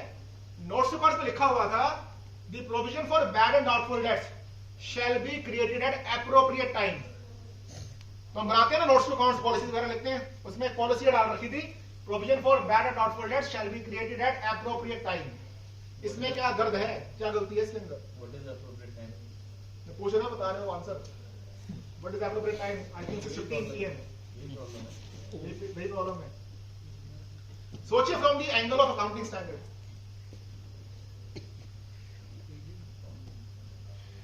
अब प्रॉब्लम है जो गाइडलाइंस है बैड डेट्स के कंक्लूड करने के लिए, तो बायस हो गए लीगल नोटिस दिया जाएगा या इतना time must have expired, he should have given opportunity to. Sir income tax से बाहर आ जाइए, नहीं मैं इनकम टैक्स से नहीं, अकाउंटिंग स्टैंडर्ड्स के अंदर बताइए। क्योंकि जो आप बात बोल रहे हैं ना वो शर्तें हैं डिडक्शन क्लेम करने के लिए, एडिक्वेसी। सुमित यार वही बात है आज भी पुराने वाली, ट्रू एंड फेयर। जब स्टूडेंट थे तब भी आज भी कुछ नहीं मिलता ना आंसर में, ट्रू एंड फेयर और मटेरियलिटी में जाकर अटका दो। ये वही हो गया जब सीए फाइनल एग्जाम देते थे ना, तो जो टीचर पढ़ाते थे कहते कुछ ना आए ना तो 4% लिख के जरूर आना, एक इंटरनल कंट्रोल सिस्टम, एक रिटन रिप्रेजेंटेशन, एक ट्रू एंड फेयर। तो वहां तो पास हो गए, यहाँ नहीं हो गए पास हो। जी सर कुछ कह रहे थे आप बोल रहे थे क्वांटिफिकेशन। सर ये एएस की बात कर रहा हूँ, क्वांटिफिकेशन की बात होती है एसए में। एएस में क्या होगा? 29 बहुत बढ़िया। एस 29 कौन सी प्रोविजंस की बात करता है? ये तो हेडिंग हो गया। प्रोविजन कौन सी होती है 29 के अंदर? मतलब अब क्या हो गया कि हेडिंग में लिखा है प्रोविजन, तो यही लगेगा यहाँ पर। प्रोविजन दो प्रकार की होती हैं। एक प्रोविजन होता है, नहीं सर कंटीजेंट की बात नहीं कर रहा, वो कंटीजेंट लायबिलिटी होती है। प्रोविजन दो प्रकार की होती हैं, एक प्रोविजन फॉर लॉस एंड एक प्रोविजन फॉर लायबिलिटी। एस 29 बात करता है प्रोविजन फॉर लायबिलिटी की। ऐसा कोई एक्शन जिसकी वजह से भविष्य में आपको कोई अमाउंट पे करना पड़े, उसकी जो प्रोविजन बनती है पे करना पड़े, वो जाता है एस नंबर 29 में। जैसे कि कोई लीगल सूट हो गया या गारंटी लायबिलिटी हो गई, रेस 5 में जाता है अब फिर गड़बड़ हो जाएगी। एस 5 किस बारे में बात करता है? ये जाएगा एस 4 में। एस 4 में आप नोट कर लो, एस 4 का पैरा नंबर 16 आता है। वो बोलता है कि ऐसे प्रोविजंस जिसका भविष्य में नुकसान से संबंध हो गई, तो आपको ये बताना पड़ेगा कि ये प्रोविजन क्यों बनेगा और कब बनेगा। तो ये लिखा था ना कि provision for bad and doubtful dates shall be created at appropriate time. तो ये वर्ड्स है जो एप्रोप्रिएट टाइम में गलत है। Para number 16 clause number B S 4 ये बोलता है कि you have to tell what is that appropriate time and event in the event of which you have to provide this provision। तो सर ने जो बात बोली थी ना अभी कि मैंने कहा था इनकम टैक्स से बाहर आ जाइए, वो अपने आप में एग्जाम्पल्स हो सकते हैं कि आप ये बता दीजिए कि हम पहले इसको नोटिस सर्व करेंगे, देखेंगे कि रिकवरी का कोई प्रोबेबिलिटी है कि नहीं है, नहीं होगा तो प्रोविजन उस टाइम बना दिया जाएगा। तो ये एस 29 में भी नहीं है, एस 5 में भी नहीं है, ये एस 4 में है। ये वाली बात मैंने क्यों छड़ी यहाँ पर कि एस से तो कंप्लाई करोगे लेकिन पहले अकाउंटिंग में तो कंप्लाई होनी चाहिए। और ये शुरू से पढ़ा है हमने, auditing begins where accounting ends. In fact accounting is not ending first of all, वहां पे तो गलतियां हो रही हैं। समझ में आ गया सर? तो सही नोट्स में लिखना पड़ेगा ये 4 का पैराग्राफ। हाँ ये मतलब पैरा 16 लिखने की जरूरत नहीं है, लेकिन आपको टाइमिंग बतानी पड़ेगी। एग्जाम्पल से बताता हूँ। The company may provide provision for bad and doubtful debts in the event the company believed that there is no hope of recovery or probable recovery after taking some legal actions, internal actions and such। तो उससे मेरा जो अपना compliance है as का वो हो जाएगा। पर ये मतलब जैसे एजिंग वाला सिस्टम आ गया हाँ। ओवर 3 इयर्स, तो ओवर 3 इयर्स वाले जो डेट्स हैं ये भी मैंने लास्ट टाइम बात की थी, ये तो नहीं सुना आपने लास्ट टाइम सतीश जी। अब सर ने एक बात अच्छी पूछी है कि जो एजिंग एनालिसिस है 3 साल से ऊपर के अभी आते हैं ना ब्लॉक्स, तो उसमें ट्रेड रिसीवेबल्स भी हैं, ट्रेड पेएबल भी हैं। तो लास्ट टाइम मैंने बात की थी, बस दोहराता हूं यहाँ पर वापस। अब मान लीजिए आपने अपने क्लाइंट का बनाया एजिंग एनालिसिस, उसमें जो मोर देन 3 इयर्स का एज बकेट है उसमें भी कुछ ट्रेड रिसीवेबल आ रहे हैं। और the question arises those trade receivables shall be now provided for backups और नॉट, दैट्स द क्वेश्चन। कुछ लोग कह सकते हैं कि टाइम बार्ड हो गया, टाइम बार्ड हो गया तो प्रोविजन ना आए। तो पहली बात है टाइम बार्ड नहीं हुआ, जब तक टाइम बार नहीं होगा या जब तक कि सामने वाली पार्टी की बैलेंस शीट के अंदर भी ये अमाउंट पेबल आ रहा होगा। जजमेंट बताया था हमने लास्ट टाइम आपको, सुप्रीम कोर्ट के 2 जजमेंट्स हैं, एक है विशाल जायसवाल केस, एक है कृषि धन सीड्स प्राइवेट लिमिटेड केस। इन दोनों जजमेंट्स में कहा गया अगर किसी ने अपनी बैलेंस शीट में लायबिलिटी को एक्नॉलेज कर दिया है, चाहे वो लायबिलिटी फिर 3 साल पुरानी ही क्यों ना हो, उसका लिमिटेशन बैलेंस शीट जैसे फ्रेश काउंट होगा। इसका मतलब क्या होगा, अगर आपने किसी से पैसा लेना था और वो मान लीजिए 5 साल पुराना पैसा है, तो इन जजमेंट से पहले क्या कहा जाता है कि टाइम बार हो गया, मुकदमा नहीं कर पाएंगे और 37 सीपीसी की नहीं जा सकते। सुप्रीम कोर्ट ने वेरीफाई किया। सुप्रीम कोर्ट कहता है कि सामने वाले की बैलेंस शीट देखो आप, क्या सामने वाले की बैलेंस शीट के अंदर जो ये देनदारी आ रही है, चाहे 5 साल पुरानी क्यों ना हो, अगर ऐसा है कि देनदारी वहां पर है, लिखी हुई है, तो उस केस के लिए टाइम बार नहीं माना जाएगा। It is only acknowledging, हाँ। कंफर्मेशन के बाद 3 साल होते हैं, ये नहीं होता कि जिस साल में हुआ यू कंफर्म दी। सर वही मैं बोलना चाह रहा हूँ, बैलेंस शीट के अंदर आ रहा था कंफर्मेशन ही है। हाँ, कंफर्मेशन चाहे उसके बाद भी ले लीजिए। हाँ बिल्कुल सही कह रहे हैं सर। 3 साल शुरू होते तो पहले क्या था ना सर, पहले ये डिस्प्यूट था, कुछ लोग कहते थे कंफर्मेशन का मतलब क्या हुआ, डेट ऑफ ट्रांजैक्शन, कुछ लोग कहते थे डेट ऑफ बैलेंस शीट, अलग से भी तो कंफर्मेशन दी। हाँ, तो अब सुप्रीम कोर्ट ने इसको झगड़े को खत्म ही कर दिया। वो कहते हैं कि सेक्शन 18 लिमिटेशन एक्ट का जो लगेगा वो डेट ऑफ एक्नॉलेजमेंट से लगेगा, जो कि बैलेंस शीट डेट भी हो सकती है। बैलेंस शीट डेट में क्रेडिटर्स और डेटर्स दिखाता कौन है, मिलते कहां? अब सर उसके ऊपर तो चर्चा करेंगे तो टॉपिक चला जाएगा ही, और डेटर्स क्यों नहीं दिखाते, इसके भी पीछे वजह है। सर बैंक्स भी बीच आप- बीच आप- में बैंक को साइड केस में बैंक कंफर्मेशन लेता है सर लोन की 3 हाँ, साल के लिए, हाँ। और जब जैसे 3 साल पूरे होते हैं एडवांस में ले लेता है उसे 1-1.5 महीना। उसके पीछे वजह है ना, उसके पीछे वजह अकाउंटिंग स्टैंडर्ड्स नहीं है, उसके पीछे वजह सुप्रीम कोर्ट जजमेंट नहीं है, उसके पीछे वजह है आरबीआई का सर्कुलर जो एनपीए के बारे में बात करता है, डिस्ट्रेस के बारे में। एक एग्जांपल हो गया। हाँ एग्जाम्पल हो सकता है, वही ना, जिस सेक्टर में हम जाएंगे उसी सेक्टर के हिसाब से चीजें बदलेंगी भी सही, क्योंकि accounting standards can not override the legal requirements. अब जैसे बात की थी भाई साहब ने प्रोविजन की, जब मैंने एग्जाम्पल दिया प्रोविजन बोर्ड अकाउंटिंग में भी तो यूज कर सकते हैं। कर सकते हैं, लेकिन मैं बैंक का एग्जाम्पल लेता हूँ। अब बैंक के अंदर मुझे प्रोविजन बनाना है एनपीए का, जब मैं नॉर्मल मैन्युफैक्चरिंग कंपनी या ट्रेडिंग कंपनी की बात करता हूं तो प्रोविजन बनाता हूं परसेंटेज पे, जो मेरी कॉल होती है अपने जजमेंट के हिसाब से। बैंक में तो ऐसा नहीं है, बैंक में तो प्रोविजन का रेट भी तय कर रखा है, तो वहां पर क्या चल रहा है, रूल बेस्ड अकाउंटिंग चल रही है। अमूमन बाकी जगह पे क्या चल रहा है, प्रिंसिपल बेस्ड अकाउंटिंग, तो वो भी चीज देखने वाली है। अब जो यहाँ पर जो बात चल रही थी सतीश जी के क्वेश्चन पे, पहले तो ये समझ लीजिए कि टाइम बार्ड तो नहीं हुआ, जब तक वो बैलेंस शीट में आ रहा था 3 साल उसके बाद काउंट हो गया। अब सवाल उठता है कि ऐसा ट्रेड रिसीवेबल जो टाइम बार्ड तो नहीं हुआ, 5 साल पुराना था, उस पर बैड डेट का प्रोविजन बनना चाहिए कि नहीं बनना चाहिए। यहां पर आपको निकालना पड़ेगा प्रोबेबिलिटी ऑफ रिकवरी। अब मान सतीश जी बोल देते हैं नहीं पैसा तो रिकवर हो जाएगा, हाउ यू विल कन्विंस यार 5 साल में पैसा रिकवर नहीं कर पाए, आप कैसे रिकवर कर पाओगे आप? तो इसका मतलब है ही should have credit a provision. आप दूसरा एग्जांपल लेते हैं, सतीश ने क्या किया कि इंसॉल्वेंसी लॉ के अंदर सेक्शन 9 पिटीशन लगा दी ऑपरेशन क्रेडिटर वाली, तो इसका मतलब क्या होगा कि there is a probability of bad debt, but probability 100% नहीं होगी, शायद 20% ही रह जाए, 30% ही रह जाए। तीसरा एग्जांपल लेते हैं, सतीश ने कहा कि मुझे पैसा रिकवर करना ही नहीं है, इतना टाइम यहां पर वेस्ट करूंगा कुछ फायदा नहीं मिलेगा, तो वहां पर क्या हो जाएगा, प्रोविजन 100% हो जाएगा। तो depending upon various permutation combination मुझे प्रोविजन तो बनाना पड़ेगा। सर लेस देन 3 इयर्स पे भी बैड डेट्स हो सकते हैं। हाँ बिल्कुल हो सकते हैं, अगर सिचुएशन सिचुएशन के हिसाब से हो सकते हैं। एग्जांपल देता हूं, जब कोविड का टाइम चल रहा था, तो कोविड के टाइम पे कुछ एक ऐसे ट्रेड रिसीवेबल्स थे जो बिफोर कोविड तो प्रॉस्पर कर रहे थे, बिजनेस अच्छा था, बाद में बिजनेस ठप ही हो गया। जब डिमोनेटाइजेशन हुआ तो वहां पर भी कुछ बैड डेट्स क्रिएट हुए। तो depending upon extraneous circumstances provisions में भी required to be created. Ultimately में देखिए औचित्य क्या है सारी बात का, आप प्रोविजन बनाते हो या नहीं बनाते हो, एज द केस में भी you must have the documentation as an auditor कि इसने प्रोविजन क्यों नहीं बनाया, तो उसके विषय में क्वालिफाई करूं कि ना करूं एंड सो ऑन। तो मैनेजमेंट रिप्रेजेंटेशन लिए that is not sufficient. Sir समझिएगा कि फर्क होता है। What is management representation? ऐसे 500 से कहता है management representation is nothing but whatever management is explaining you. Management ने आपको एक्सप्लेन किया कि I am primarily responsible for books of accounts. Management explain किया I am responsible for true and fair view, I am responsible for compliance with the laws.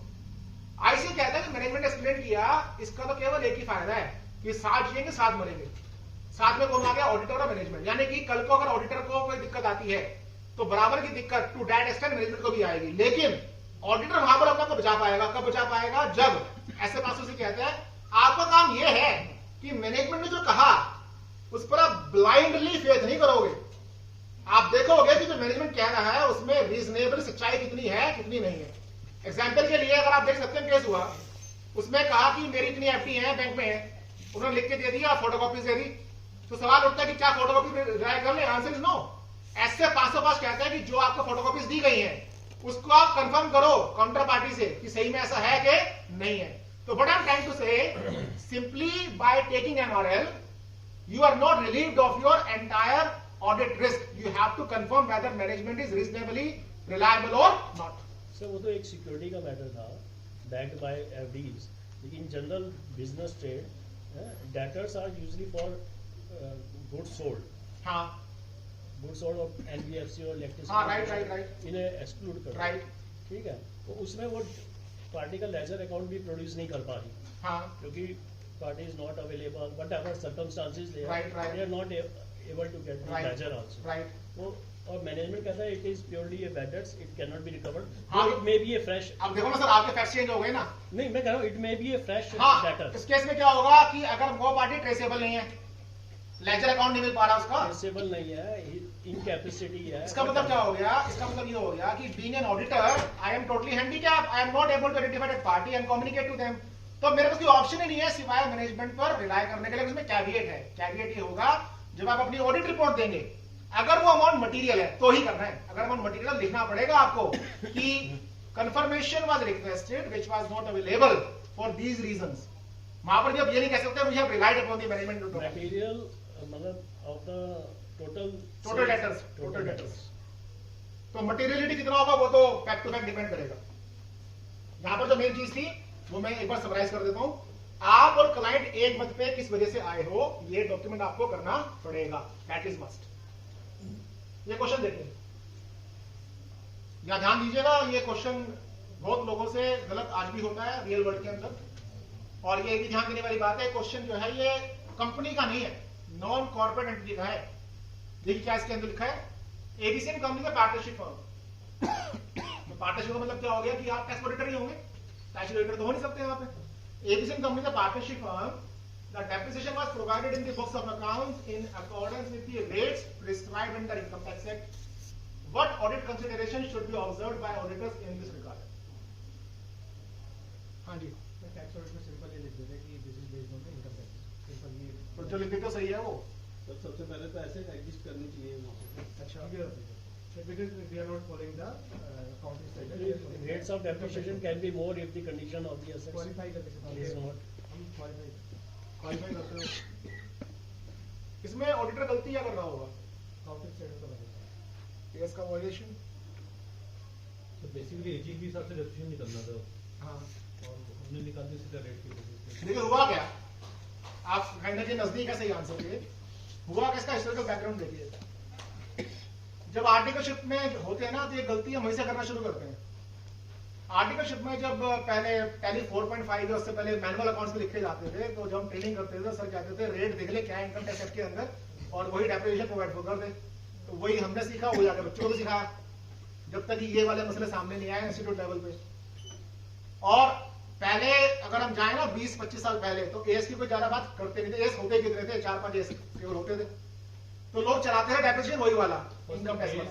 वो देंगे reference. हाँ, उसी पर आ रहा हूं सर। दिया इस हाँ। आपने बोला तो दिया होगा। हाँ, तो दिया। अब हुआ क्या, जो प्रैक्टिस 20-25 साल पहले की थी, जब डेप्रिसिएशन के ऊपर कोई बातचीत ही नहीं होती थी, स्टैंडर्ड्स ही नहीं होते थे, वो प्रैक्टिस चलती रही, आज भी चल रही है। उसमें क्या होता था, depreciation used to be provided as per the rates given by income tax act, not on the basis of useful life. अब क्या हुआ, इंस्टीट्यूट के अंदर एएस 6 नोटिफाई हुआ डेप्रिसिएशन का। आज तो नहीं है, एएस 6 डिलीट कर दिया गया है, एएस 10 में मर्ज कर दिया उसको। तो एएस 6 नोटिफाई हुआ और एएस 6 के बारे में कहा गया कि एएस 6 इन टोटलिटी हर तरह के एंटरप्राइज पर लागू होगा, चाहे वो कॉर्पोरेट एंटिटी हो चाहे वो नॉन कॉर्पोरेट एंटिटी हो। उस जमाने में बात नहीं होती थी कंपनीज अकाउंटिंग स्टैंडर्ड रूल्स की, क्योंकि एएस रूल्स 2006 में आए, उससे पहले तो रूल्स थे ही नहीं। आईसीए जो कहता था वही फॉलो करना पड़ता था। तो क्या हो गया कि एएस ने नोटिफाई कर दिया कि depreciation shall be as per your useful life, लोगों ने फॉलो किया ही नहीं। तो तब से गलती कैरी फॉरवर्ड होती चली गई। कैरी फॉरवर्ड क्या हुई, कायदे अनुसार इंस्टीट्यूट का एएस 6 फॉलो करना चाहिए था और बुक्स ऑफ अकाउंट्स के अंदर depreciation shall had been provided on the basis of useful life. लेकिन जो रेट्स इनकम टैक्स के हैं वो तो यूजफुल लाइफ बेसिस है ही नहीं। तो क्या चल रहा है? डेप्रिसिएशन चल रहा है as per income tax rates. ये कॉन्ट्रावेंशन चल रहा है आज भी, और यही कॉन्ट्रावेंशन ऑडिट रिपोर्ट जो बनती है टैक्स की, उसके अंदर क्वालिफिकेशन मांगती है by virtue of S A number 705। लोग करते नहीं है क्वालिफाई। तो हमने तो नोट्स में डाल दिया पीछे। नोट्स तो सर मैनेजमेंट का डोमेन है ना। उसमें क्या लिखना पड़ेगा? क्वालिफिकेशन में क्या लिखना चाहिए? क्वालिफिकेशन में लेना पड़ेगा कि on the basis of dash dash dash except that depreciation has not been provided as per accounting standard 10, the financial impact of which is this much, we report that other things are true and तो financial effect तो निकालना पड़ेगा ना। अगर निकाल सकते हो तो अच्छी बात है, कई बार नहीं निकल पाएगा सर, रियल वर्ल्ड में थोड़ा चैलेंजिंग है निकालना। पॉसिबल नहीं है। हाँ, एक ग्राउंड निकल रियलिटी जाए है। तो दे ही ना दे उसको। है जी? अगर वो निकल ही हाँ, जाए तो तो कंप्यूटर दे ही ना डाल दे, दे। डाल ही ना दे। तो उस केस में क्या कर सकते हैं? हाँ। उस केस में ये कर सकते हैं कि लिख दें कि the financial impact of which is not determinable because तो ऑफ 3CB में देना ही है। कृषि में देना ही। सर हम 3CB में दे रहे हैं लेकिन ये नहीं लिख रहे जो आप बात कर रहे हैं। हाँ, ये वाली बात लिखनी पड़ेगी ना सर। हाँ, ये वाली बात है It's not returnable। ये नहीं लिखते सर लास्ट हाँ, वर्ड। ये वाली बात इसलिए नहीं लिखते क्योंकि हमने ऐसे 705 का रेफरेंस नहीं पढ़ा हुआ। हाँ, यस। 705 जो बात करता है क्वालिफाइड रिपोर्ट की बात करता है। मैं आपको समरी दे देता हूँ। ऐसे नंबर 700 बात करता है कि आपकी ऑडिट रिपोर्ट अगर अनक्वालिफाइड रिपोर्ट होगी तो क्या करना है। 705 बात करता है अगर आपकी ऑडिट रिपोर्ट क्वालिफाइड होगी तो क्या करना है। 706 बात करता है अगर आपकी रिपोर्ट एम्फेसिस वाली होगी तो क्या करना है। तो अभी हम जो बात कर रहे हैं 705 ही कर रहे हैं। तो क्वांटिफिकेशन मस्ट है, लेकिन अगर क्वांटिफिकेशन नहीं कर पाते हो, जो कि ग्राउंड रियलिटी में नहीं हो पाएगा, खास तौर पे अगर ऐसा कोई केस हो, तो वहां पर आप लिखिए नॉट डिटरमिनेबल मैटर ओवर। हाँ, डॉक्यूमेंटेशन करना पड़ेगा आपको कि नॉट डिटरमिनेबल क्यों है। एग्जाम्पल के लिए कि रिकॉर्ड्स ही नहीं है एसएससी के पास। हम लोग खुश हो जाते हैं ऑडिट रिपोर्ट में लिख के कि necessary records were not provided to us by this SSC. That is correct, but along with that you have to document the same in your working papers also. क्या होता है प्रैक्टिकल वर्ल्ड में बात बताऊं तो एसएससी में कर गया है केस के अंदर, मुझसे रिकॉर्ड मांगे ही नहीं थे। अच्छा, वो फैक्ट ही है, वो हम करना नहीं चाहते उस काम को। तो वही चीज है ना, गलती तो है ना। आज मान लीजिए मैं एसएससी हूं सर का, सर ने तो ऑडिट रिपोर्ट में लिख दिया कि कमल ने रिकॉर्ड्स नहीं दिए। कल को टैक्सेशन क्वालिटी रिव्यू बोर्ड कुछ मांगता है और मुझसे पूछताछ करे कि आपने रिकॉर्ड क्यों नहीं दिए, तो मेरे पर तो बाइंडिंग नहीं है ना क्वालिटी रिव्यू बोर्ड वगैरह, क्योंकि मैं तो उस परव्यू में आता ही नहीं। मैंने जवाब में लिख के दे दिया कि मुझसे मांगे ही नहीं गए थे कभी रिकॉर्ड मांगे थे फोन पे मांगे थे। अब फोन कर कुछ होता नहीं ना, तो ये ईमेल के जरिए जैसे भी डॉक्यूमेंटेशन मिल सकता मानना चाहिए। या फिर क्या कर सकते हैं आप, एक साथ में बना लीजिए सप्लीमेंटल रिप्रेजेंटेशन लेटर, उसमें लिख दीजिए कि मैंने ये रिकॉर्ड्स मांगे थे, नहीं मिले मुझे, या थे ही नहीं आपके पास।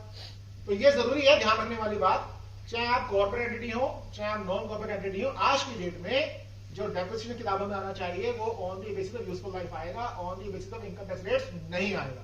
और अब तो आपको जानकारी होगी, लास्ट टाइम में आया था, मैंने बताया था कि नॉन कॉर्पोरेट एंटिटीज के ऊपर एएस लागू हो चुके हैं और उन नॉन कॉर्पोरेट एंटिटीज को 4 भागों में डाला गया है, लेवल 1, लेवल 2 एंड 3 एंड 4।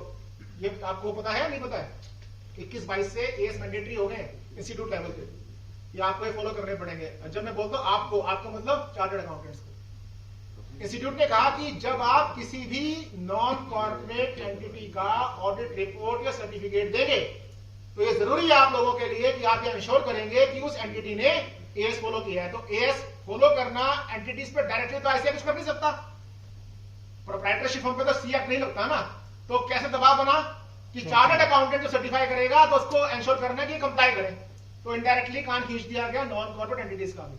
अगर वो फॉलो नहीं करते ना, रिपोर्ट क्वालिफाई करनी पड़ेगी। सर ये इस बार जो फॉर्मेट आया उसमें देनी है रिपोर्ट नॉन कॉर्पोरेट। सर वो फॉर्मेट रिकमेंडेटरी है। अच्छा, तो इस बार भी कोई अगर फॉर्मेट फॉलो नहीं करते, आज की डेट में कोई धरपकड़ नहीं है। देखो मैंडेटरी 2 चीजें होती है primarily, standards and guidance note. जो ये अभी रिलीज हुआ था ये टेक्निकल गाइड था।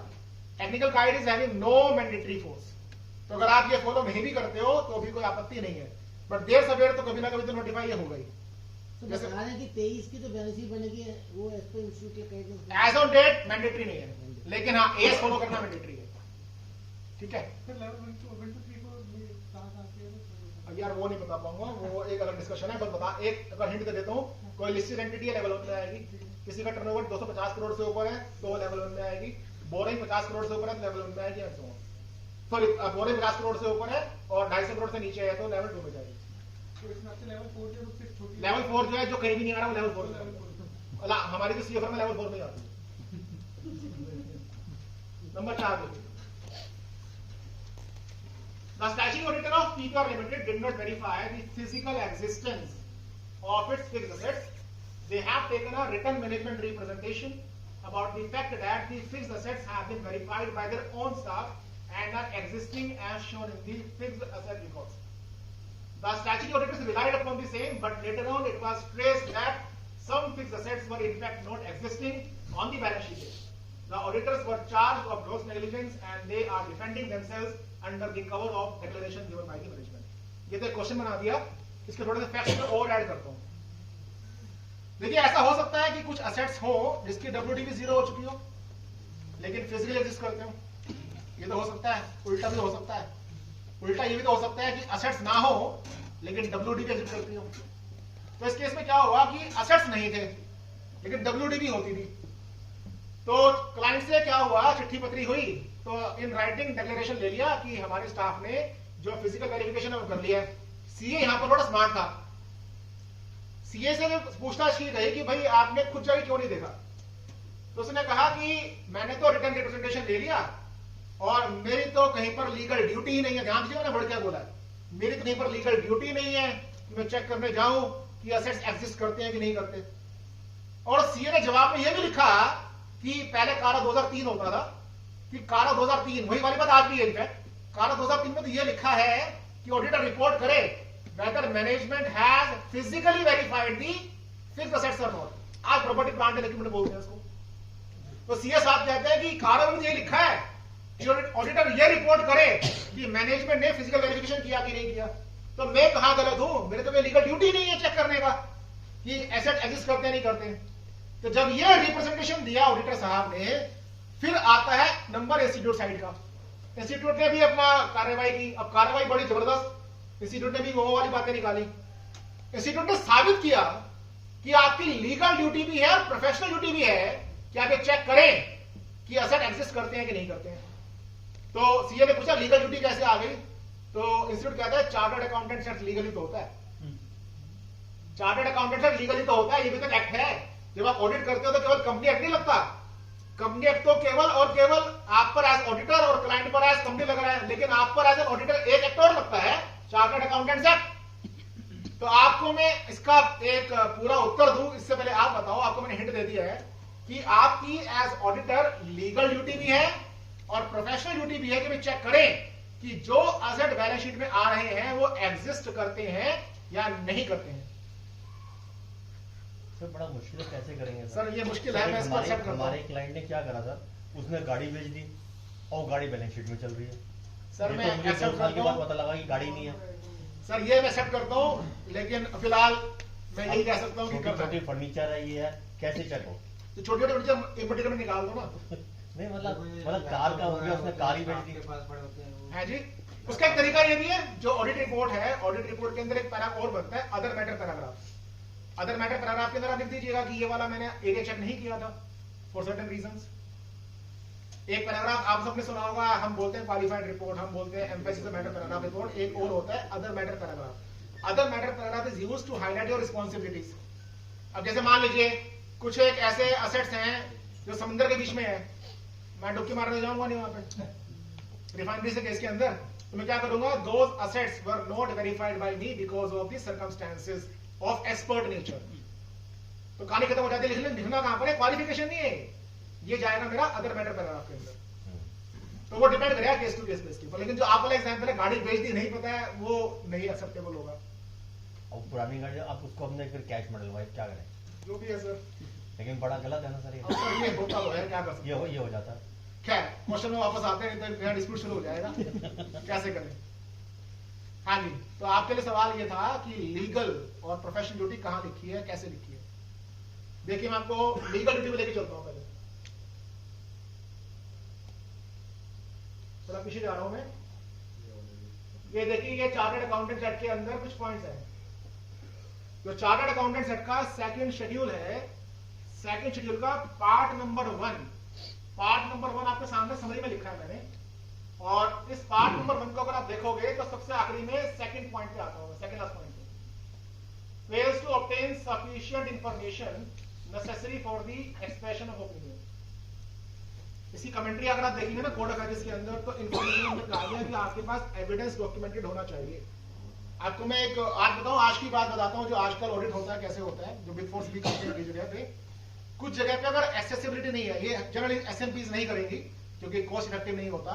बिग फोर्स ने क्या है, कोल माइंस होती हैं उसका ऑडिट करना होता है। कोल माइंस को चेक करने तो नहीं जा सकते आप, एज ह्यूमन मैं नहीं जा सकता, मेरी क्योंकि एक्सपर्टीज नहीं है।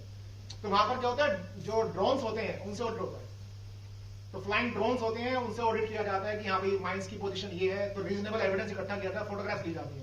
लेकिन अगर मैं आज बात करूं ना एसएमपी प्रैक्टिशनर की, और ड्रोन छोड़ो मैं क्या से जाने में दूसरा सोचता हूँ खर्चा होगा कौन जाएगा, तो वो सब चीजें भी हमें देखनी है। तो that's why I am saying कि ऑडिट में ना सबसे बड़ा जो एक इशू आता है और शायद आने वाले भविष्य में भी रहने वाला है, वो होता है कि how far the exercise is remunerative in nature. क्योंकि जब रेम्युनरेशन नहीं होता ना, इंसेंटिवाइजेशन भी नहीं होता कि इतना काम डीप टाइप करो आप, और रिस्क अलग से है ही, तो रिस्क तो कम नहीं हुआ कहीं पर भी, रेम्युनरेशन बढ़ा भी नहीं है, और अगर हम इन्फ्लेशन का रेट देखा तो कम जरूर होता है यार। That we have to be very considerate about. Anyways, ये तो था लीगल। प्रोफेशनल कुछ लिखा हुआ है? प्रोफेशनल ने लिखा है? जितने भी यहां सीए बैठे हैं जो सीनियर है उनको नहीं पढ़ा हुआ है। पहले होता था SAP SAP, statement on auditing practices, तो ये उस जमाने से चलता आ रहा है। आज की बात करें एसए इसके लिए आ गया। सोचिए, ऑडिट एविडेंस का स्टैंडर्ड आता है, उसमें लिखा गया है कि जब आप बात करते हैं ना sufficient and appropriate audit evidence की, तो आपको एविडेंस किस किस चीज के लेने हैं। तो मसला यहां पर उठता है कि आपको एविडेंस किस किस चीज के लेने हैं। तो एक इसके लिए एब्रीविएशन होता है VCREP। VCREP institute says you have to document the evidence obtained for valuation of item of financial statement, that is V.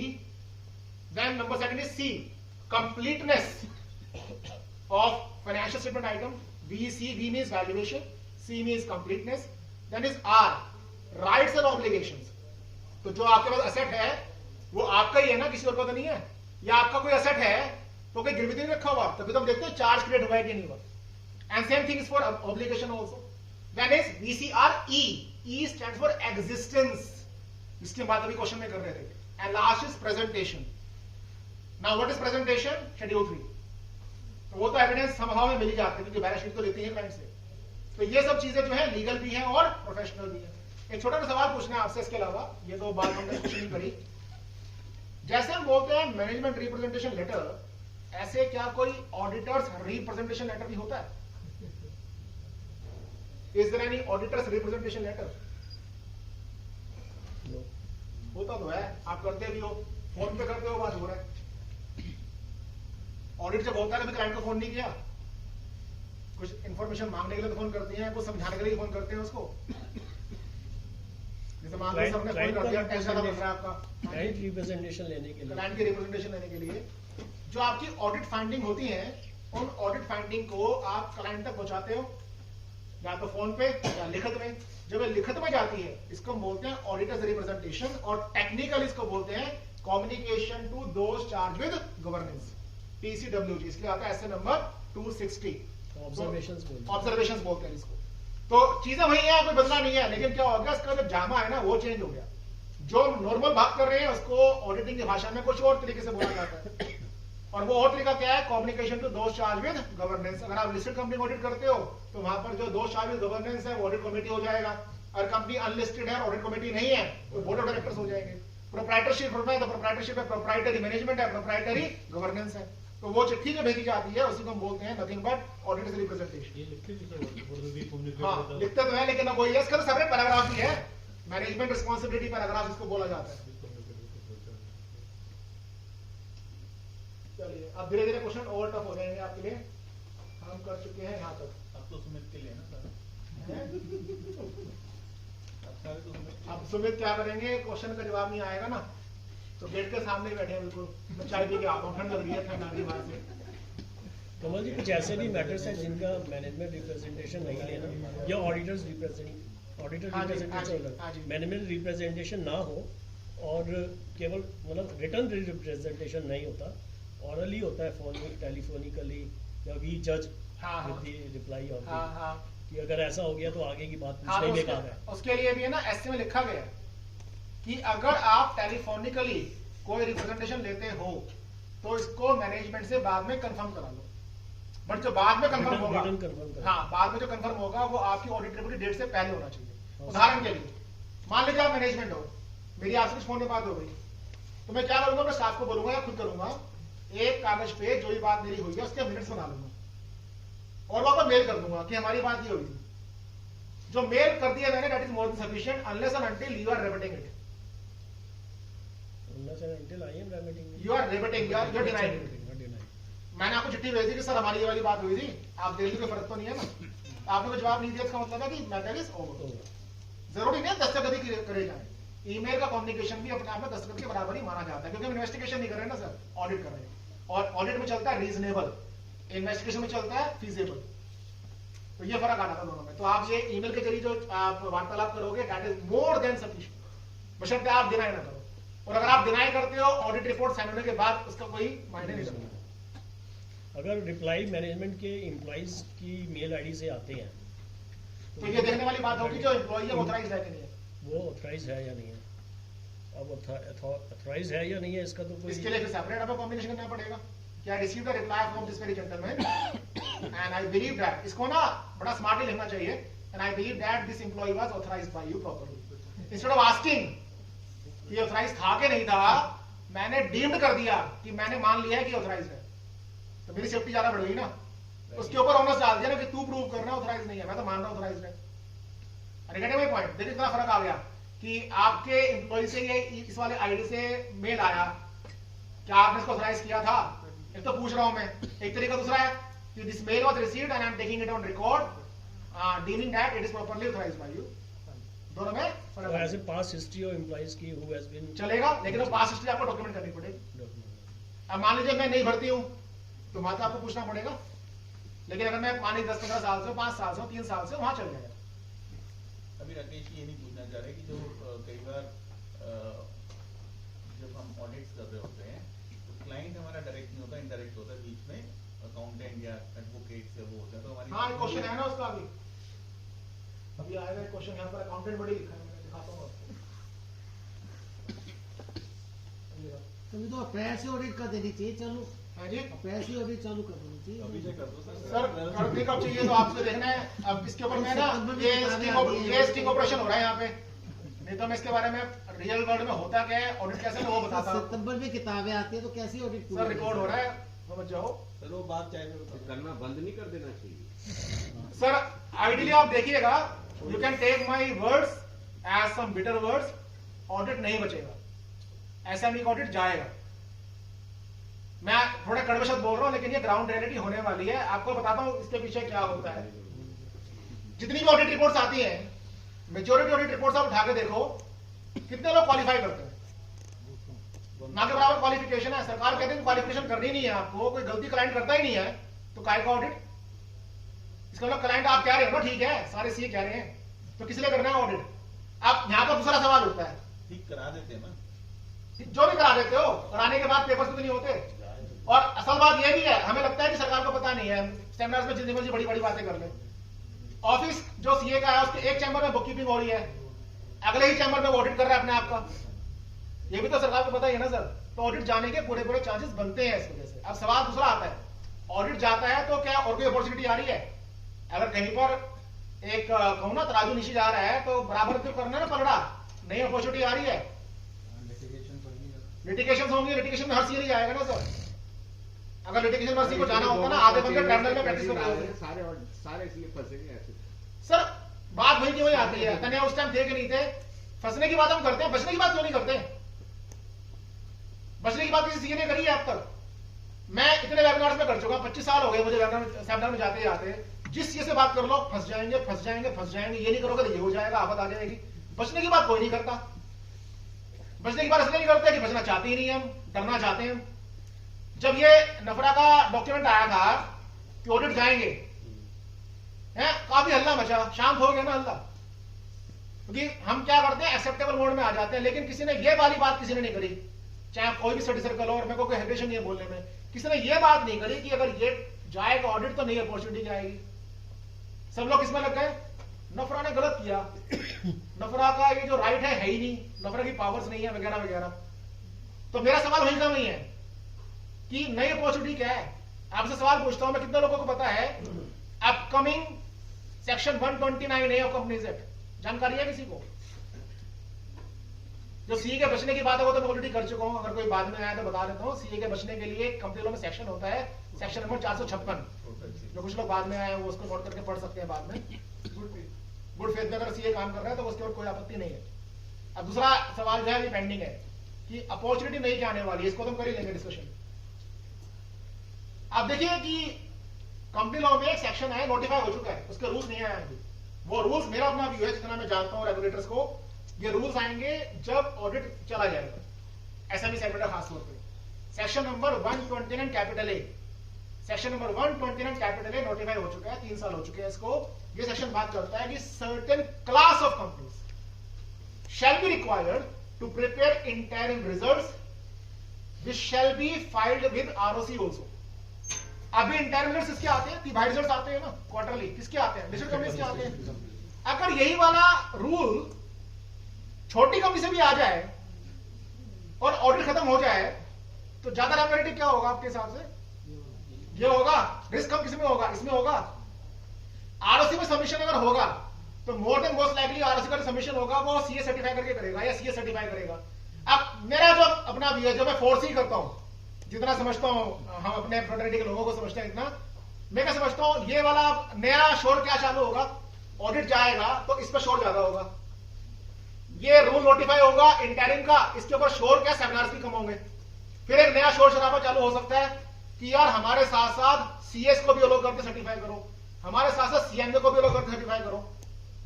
तो वो एक नया शोर शराबा चालू हो सकता है। But this is the opportunity. Topic है नहीं, अगर मैं आपको बताना शुरू करूं ना, अब में है क्या कि हम उसी दायरे में है डीबी। आपको पता है आपका व्यापारी जो है, जिस व्यापारी का मैं व्यापारी की बात कर रहा हूं, नॉन कॉर्पोरेट एंटिटी, वो व्यापारी हो सकता है कि रिलायंस के साथ काम कर रहा हूं, सप्लायर और रिलायंस का। हम लोग जीएसटी इनकम टैक्स की बात करते हैं। मैं भी स्कूल में एंट्री करी ना, मेरे को एक बोर्ड नजर आया बाहर, उस बोर्ड को देखकर मुझे अच्छा लगा, मैं स्कूल लेवल पर काम शुरू हो गया। आपने सुना सस्टेनेबिलिटी रिपोर्टिंग? सस्टेनेबिलिटी रिपोर्टिंग सुना है आपने? ईएसजी सुना है या एसडीजी? ईएसजी होता है एनवायरमेंट, सोसाइटी एंड गवर्नेंस। वो सीएसआर में पड़ा। हाँ, अब इसमें क्या हो रहा है, टॉप 1000 कंपनीज तो करी नहीं, आने वाले टाइम में हर किसी कंपनी पे आएगा। इसमें एक कॉन्सेप्ट आता है vulnerable groups, supply chain management. इसका मतलब क्या समझिएगा, मान लीजिए कि मैं छोटा सा व्यापारी हूं और मैं केमिकल बनाता हूं, एसिड बनाता हूं, नुकसान है इससे एनवायरमेंट को। अब मेरी सप्लाई है, सारी की सारी सप्लाई रिलायंस को है, मान लीजिए। रिलायंस वाले मुझको चिट्ठी लिख के पूछेंगे कि आप एनवायरमेंटल को डैमेज करने के लिए मिटिगेशन क्या करते हो?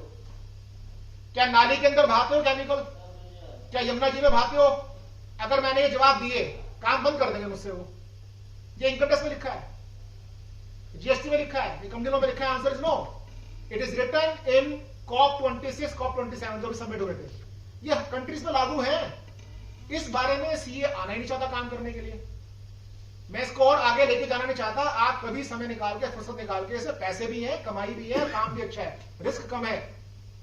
संडे है कल जरा सर्च कीजिएगा, chartered accountants opportunities in environment, society and governance domain, ESG domain लिख दीजिएगा। नहीं तो मेरा नंबर सतीशी के पास है, मैं आपको एक लिंक भेज दूंगा, सबमिट कर दीजिएगा। ये काम करना चाहते ही नहीं है, इनकम टैक्स जीएसटी में घुसना चाहते हैं, ऑडिट करना चाहते हैं। मतलब जिसमें रिस्क है, पैसे कम है, उसको हम खुशी खुशी करेंगे। जीएसटी 9 करना चाहते हैं, करना चाहिए, बुराई नहीं है। बट जो नई अपॉर्चुनिटी है वो क्या, वो यही वाली है। हाँ, लेकिन इतना जरूर है, जो मैं ये बता रहा हूँ नई अपॉर्चुनिटी, उसमें लगते हैं स्टैंडर्ड वाले। फर्क इतना आ जाएगा कि वो ऑडिट नहीं है, वो सर्टिफिकेशन स्टैंडर्ड हो जाएंगे। कुछ कह रहे थे सर आप? सर ये जो जीएसटी और इनकम टैक्स ऑडिट है ना, ये मतलब मोर और लेस बस कंप्लायंस है गया, उससे क्लाइंट भी खुश नहीं सर है। पेज फिलिंग एक्सरसाइज रह गई है। हाँ, इसीलिए इसको मैं और करवा सच बोलूं, पिछले साल का फॉर्म पीसीडी इस साल चेंज किया जाता है, नए फिगर साल के, नया असेसमेंट ईयर डाल के, और फिर सेमिनार्स होते हैं 2-4 क्लोज 44 के, जिसमें पैराग्राफ लिखना क्या है और कहानी खत्म हो जाती है। नए चेंजेस क्या आए हैं? खैर, इसमें आते हैं, अभी है ना सर टाइम? हाँ, टाइम तो भी है। ये देखिए, ये वाला क्वेश्चन तो मैं कर चुका हूँ डिस्कस, ब्रांच ऑफिस के लिए था, एक बार पढ़ लेते हैं। Mr. A is the principal auditor of XYZ Limited. Mr. B is the auditor of branch of this company. Mr. B has issued a qualified report for this branch. Mr. A is of the opinion that he is not required. I repeat, he is not required to consider the opinion of other auditor. CA क्या कह रहा है head office का कि branch auditor कोई और है, मान लिया मैंने, लेकिन उसकी रिपोर्ट को कंसीडर करना मेरी जिम्मेदारी नहीं है। क्या ठीक कह रहा है? गलत है। दो जगह गलत हो गया। एक तो कंपनी लॉ में लिखा था कि कंपनी लॉ में सेक्शन 143 कहता है कि ब्रांच ऑडिटर रिपोर्ट आपको कंसीडर करनी है। दूसरा एस नंबर 600 में भी लिखा हुआ है कि आपको ब्रांच ऑडिट रिपोर्ट कंसीडर करना मैंडेटरी है, क्योंकि ब्रांच ऑडिट रिपोर्ट का जो ओपिनियन है, क्या पता उस ओपिनियन का आपके पूरे कंपनी के ऊपर एक इंपैक्ट आता हो, तो उसका ओपिनियन कंसीडर करना मैंडेटरी होगा। वैसे आपके हिसाब से ब्रांच का मीनिंग क्या होता है? कोई परिभाषा है ब्रांच की? कहीं पर दी हुई है? एक छोटा सा एग्जांपल बना के पूछता हूं।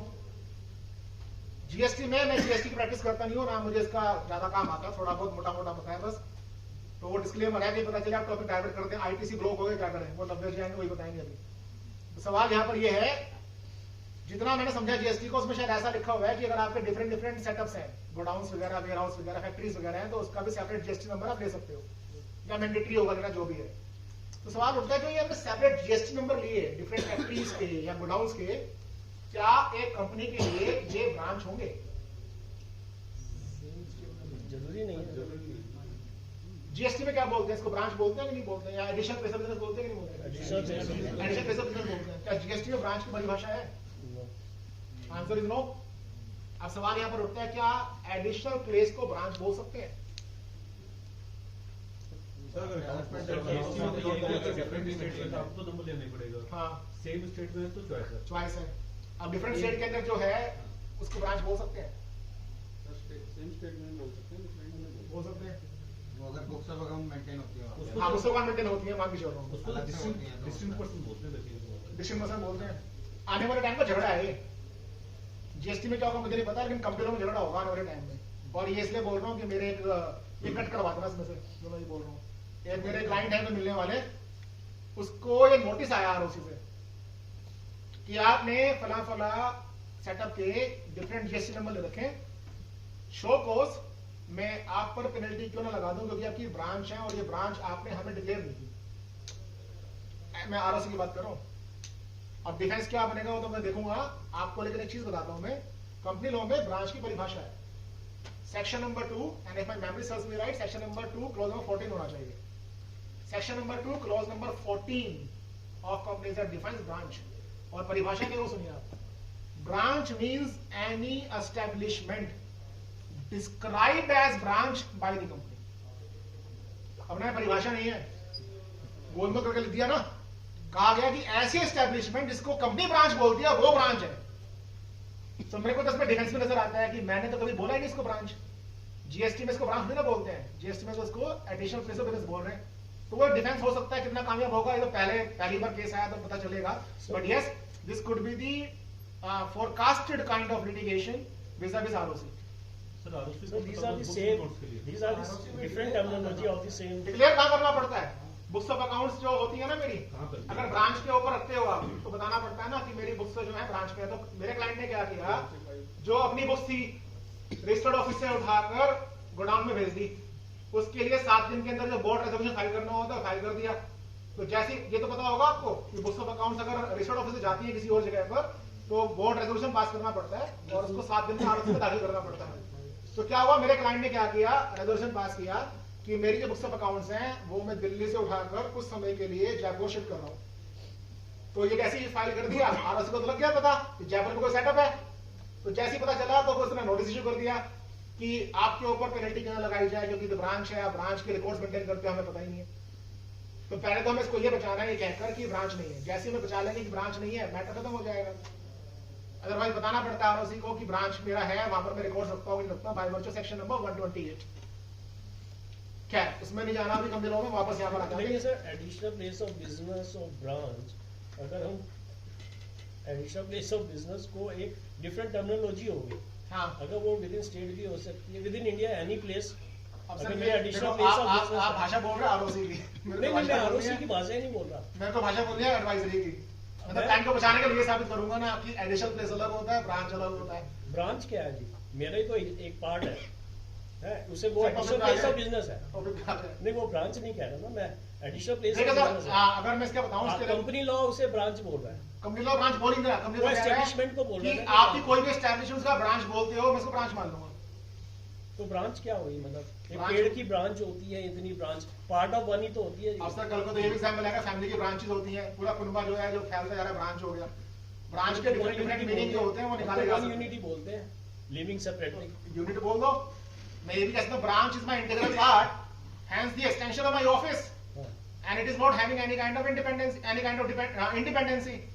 तो इसका मतलब क्या है कि ब्रांच नहीं है, मेरा एक्सटेंडेड आर्म है। मैं इसको ब्रांच को चैप्टर बोल दूं।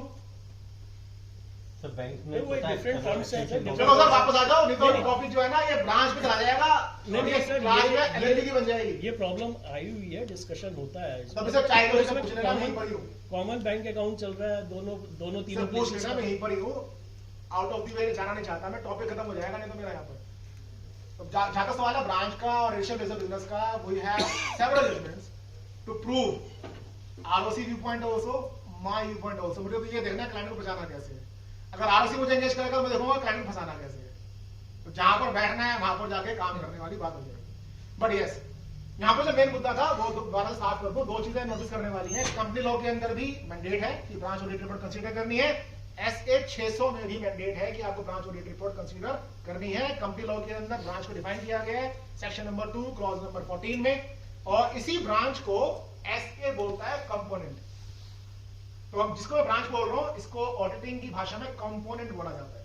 तो कंपोनेंट अगर कहीं और बढ़ नजर आ जाए आपको तो इसका मतलब ब्रांच ही होगा। ये क्वेश्चन देखिए, ABC Limited is a listed company. It has appointed some joint auditors. 3 of these auditors have issued an unqualified report, but one of them has issued a qualified report. The management of the company is contending that the majority opinion is binding upon the individual auditor, and accordingly he cannot issue the qualified report. ये बात ठीक है?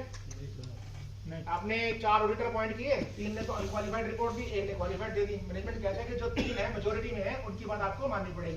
हर बंदा independent हर बंदा independent है, अपनी report दे सकता है। अब ये वाली बात लीगली नहीं लिखी है, आंसर नो। प्रोफेशनली नहीं लिखी है, answer is yes.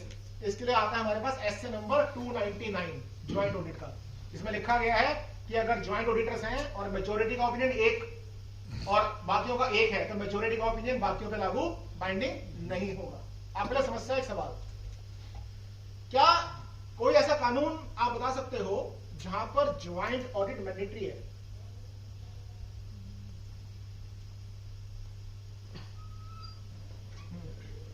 Ji, bank audit में कानून तो मैंडेटरी नहीं है। कानून का मतलब है कि एक्ट में लिखा हो या रेगुलेशंस में लिखा हो। अब इसी से लगता हुआ एक और सवाल है, क्या पूरे कंपनी लॉ में कहीं पर भी ज्वाइंट ऑडिट की बात होती है? बोला हमें ये समझना चाहिए कि कुछ तो बैकग्राउंड होगा ना ज्वाइंट ऑडिट का। आपको मैं हिंट कर देता हूं कंपनी लॉ के लिए। हाँ जी, टर्नओवर बेस्ड है? नहीं, वो जी सर। कंट्रोल ओवर दी कुछ डिस्टेंसेस की भी बात आती है इसमें कई बारी। Control over the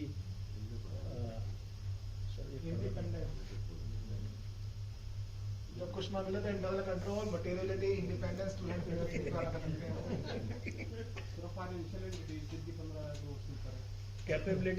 capacity of the auditors capacity of auditors. To carry out the audits. सुनिएगा, शुरू करते हैं कंपनी लॉ से। कंपनी के लॉ के अंदर ज्वाइंट ऑडिट कराना मैंडेटरी नहीं है, लेकिन एक बात उसमें लिखी है सेक्शन नंबर 139 के अंदर। सेक्शन नंबर 139 बोलता है द मेंबर्स में appoint 2 or more auditors. The members may appoint 2 or more auditors in such a manner that they may not retire at the same time. तो एक ही बात तो लिखी कि एक कंपनी के जो मेंबर्स हैं, शेयर होल्डर्स हैं, वो 2 या 2 से ज्यादा ऑडिटर्स इस प्रकार अपॉइंट कर सकते हैं कि सभी के सभी एक समय पर रिटायर ना हो। तो उसमें जो शब्द आया ना 2 or more auditors, ये क्या है? मेरा ज्वाइंट ऑडिट है। और कोई बात नहीं लिखी कंपनी लॉ के अंदर। अब मैंडेटरी कहां पर है ज्वाइंट ऑडिट? ये लिखा है फेमा में। फेमा में जो एफडीआई रेगुलेशंस हैं, एफडीआई रेगुलेशंस में मुझे नंबर याद नहीं आ रहा है, लेकिन उसका जो प्रोविजन है वो समझ लीजिए आप। एफडीआई रेगुलेशंस कहते हैं अगर कोई फॉरेन इन्वेस्टर है, उसने ये कहा कि मैं आपकी कंपनी में इन्वेस्ट जब करूंगा जब कोई बिग फोर आपको ऑडिट करेगा। मैंने बिग फोर बोल दिया, वहां पर बिग फोर नहीं लिखा, वहां पर लिखा मल्टीनेशनल फर्म। तो कोई फॉरेन इन्वेस्टर है, उसने कहा कि मैं आपकी कंपनी में इंडिया में जब इन्वेस्ट करूंगा जब कोई मल्टीनेशनल फर्म आपका स्टैफ ऑडिट करेगा, तो वहां मैंडेटरी है कि उस समय पर आपको कोई डोमेस्टिक ऑडिट फर्म से भी ऑडिट कराना पड़ेगा। इसका मतलब क्या हुआ? उदाहरण लेते हैं। मान लीजिए कि इंडिया में माइक्रोसॉफ्ट नेटवर्क्स ने एबीसी लिमिटेड में एफडीआई किया, तो एबीसी के अंदर जो एफडीआई आया, माइक्रोसॉफ्ट नेटवर्क्स ने कहा कि आपको मैं एफडीआई का फंड दे रहा हूं, लेकिन शर्त है आपका जो स्टैट्यूटरी ऑडिटर होगा वो डेलॉयट होगा। ठीक है, शर्त मान ली इस इन्वेस्टर की, लेकिन शर्त मानने के साथ साथ जो इन्वेस्टिंग कंपनी है इसको एक बात और पूरी करनी पड़ेगी आरबीआई की कि डेलॉयट तो करेगा ऑडिट। मैंडेटरली इस एबीसी लिमिटेड को कोई डोमेस्टिक सीए फर्म भी अपॉइंट करनी पड़ेगी एज स्टैट्यूटरी ऑडिटर। वो कोई भी हो सकता है, वो कोई भी हो सकता है, छोटी फर्म हो बड़ी फर्म में इससे फर्क नहीं पड़ता। ये वाली बात कहां लिखी है? फेमा के एफडीआई रेगुलेशंस में लिखी है। तो अगर आपको इसकी जानकारी नहीं है, आपको पता चल गया कोई ऐसा कोई क्लाइंट आपके पास आता है, तो उसको आप समझाइए कि फेमा की मैंडेटरी रिक्वायरमेंट है। अगर कोई मल्टीनेशनल फर्म आपको ऑडिट कर रही है एफडीआई आने के बाद, तो डोमेस्टिक फर्म से भी आपको ऑडिट कराना पड़ेगा। उसके लिए कंप्लायंस कोस्ट है, क्योंकि दो ऑडिटर्स को लगाने पड़ रहे हैं। और हाँ, जैसी वो ज्वाइंट ऑडिट का रूप ले लेंगे तो आपको कंप्लाई करना पड़ेगा एसए नंबर 299, जिसमें मेन प्रिंसिपल यही आता है कि मेजॉरिटी ओपिनियन बाकियों पे बाइंडिंग नहीं है। हर कोई व्यक्ति अपना अपना ओपिनियन दे सकता है, अपनी अपनी इंडिविजुअल रिपोर्ट भी दे सकता है। बात क्लियर होती है वाली? इसको देखिएगा। The senior partner of ABC and Associates, or CA firm, calls upon the audit assistant and instructed him to follow the same materiality level as adopted during the last year, unless the internal control system has been deteriorated substantially. CA कहता है अपने article से कि जो last year materiality आपने निकाली थी उसी को आप इस साल फॉलो कर लो, अनलेस एंड अनटिल इस साल आपको पता चले कि इंटरनल कंट्रोल खराब हो गए।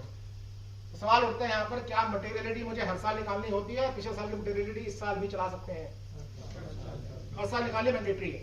ये कहां लिखा है? ऐसे नंबर 320 में लिखा है। ऐसे 320 कहता है कि you have to compute materiality for each year.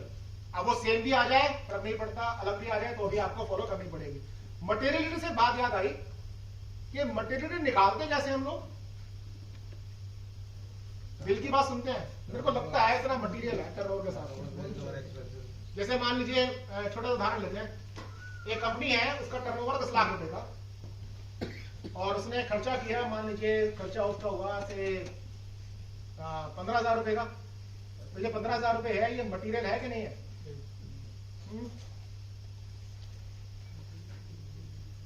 सोचिए, टर्नओवर 10 लाख रुपए का, 15,000 खर्चा किया, तो 15,000 रुपए खर्चा जो है मटेरियल है कि नहीं है?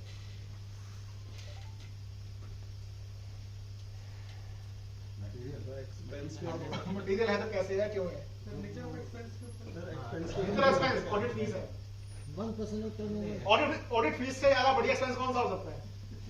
तो क्लाइंट की ऑडिट फीस है 15,000 रुपए और जो टर्नओवर है उसका वो है आपका 10 लाख रुपए। तो आप बताइए कि 15,000 मटेरियल है कि नहीं है? ये क्या मत बोलिएगा मटेरियल है कि ऑडिट फीस है, ये तो मटेरियल है ही। हाँ, फिर मटेरियल हो जाता। सर अगर प्रॉपर्टी 10,000 रुपए का है फॉर एग्जांपल, तो 15,000 का खर्चा मटेरियल में है। हम जस्ट आस्किंग। हाँ, हो सकता है। आई एम जस्ट सेइंग किस बेसिस पर मटेरियलिटी? वही तो मैं जानना चाह रहा हूं, बेसिस क्या होगा? अभी ना दिल की आवाज आ रही है। जैसे क्या हुआ, सर ने आंसर दिया, सर ने आंसर दिया एग्जाम्पल है, मटेरियल उसमें हो सकता है, होगा भी। बट मेरा सवाल यह है, अगर मैं थोड़ा सा और रिफाइन करूं तो मेरा रिफाइनमेंट क्वेश्चन ये है कि क्या कोई लीगल पैरामीटर है बेंचमार्किंग का other than professional judgement? Legal benchmarking mention है लेकिन याद नहीं है मेंशन है। लीगल बेंचमार्किंग मटेरियलिटी जहां भी आई है ना, अंडर सर्कमस्टांसेस और जजमेंट की बात है। मेजॉरिटी केसेस के अंदर बट मेरा सर सवाल बुक्स में भी यही हाँ, लिखा है। मैं सहमत हूं इस बात से, डिनाई नहीं कर रहा, एग्री कर रहा हूं, लेकिन मेरा सवाल थोड़ा सा इससे आगे का है। ये तो बात हो गई सर्कमस्टेंशियल मटेरियलिटी की, मेरा सवाल इसमें है कि कहीं पर रूल बेस्ड मटेरियलिटी भी है क्या? कंपनी साइड में 1% हाँ, टर्नओवर पे वही जितना चीज मैं कह रहा एक्सपेंडिचर है हूं। वो कंपनी लॉ के अंदर लीगल बेंचमार्किंग होती है, इसमें कहा गया कि एनी आइटम ऑफ इनकम और expense which is more than 1% of revenue or rupees 1 lakh whichever is higher shall be considered as material item। तो 15,000 रुपया खर्चा यहाँ पर मटीरियल हो गया ना, क्योंकि 1% से ऊपर है, ठीक है। दूसरी चीज साथ में 1% के अलावा एक और चीज भी है, और rupees 1 lakh whichever is higher। तो 1% निकालूंगा 10,000 आएगा, और 1 lakh whichever is higher, higher क्या हो गया 1 लाख। तो क्या 15,000 मटीरियल रहेंगे? Answer is no. लेकिन क्या ये मटीरियल बन सकते हैं? Yes, because of different circumstances. उदाहरण लेते हैं इसके पीछे। मान लीजिए आपकी पब्लिक कंपनी है, उसने मैनेजरियल रेम्युनरेशन पे करना था, वो पे करना था 100 रुपए, पे कर दिया उसने 101 रुपए या 102 रुपए। तो सवाल उठता है कि क्या ये 102 रुपए में जो 2 रुपए एक्स्ट्रा पेमेंट की, ये मटेरियल है? फाइनेंशियल फिगर्स के हिसाब से मटेरियल नजर नहीं आती, लेकिन लीगली मटेरियल है, क्योंकि सेक्शन नंबर 198 कॉन्ट्रावीन हो गया।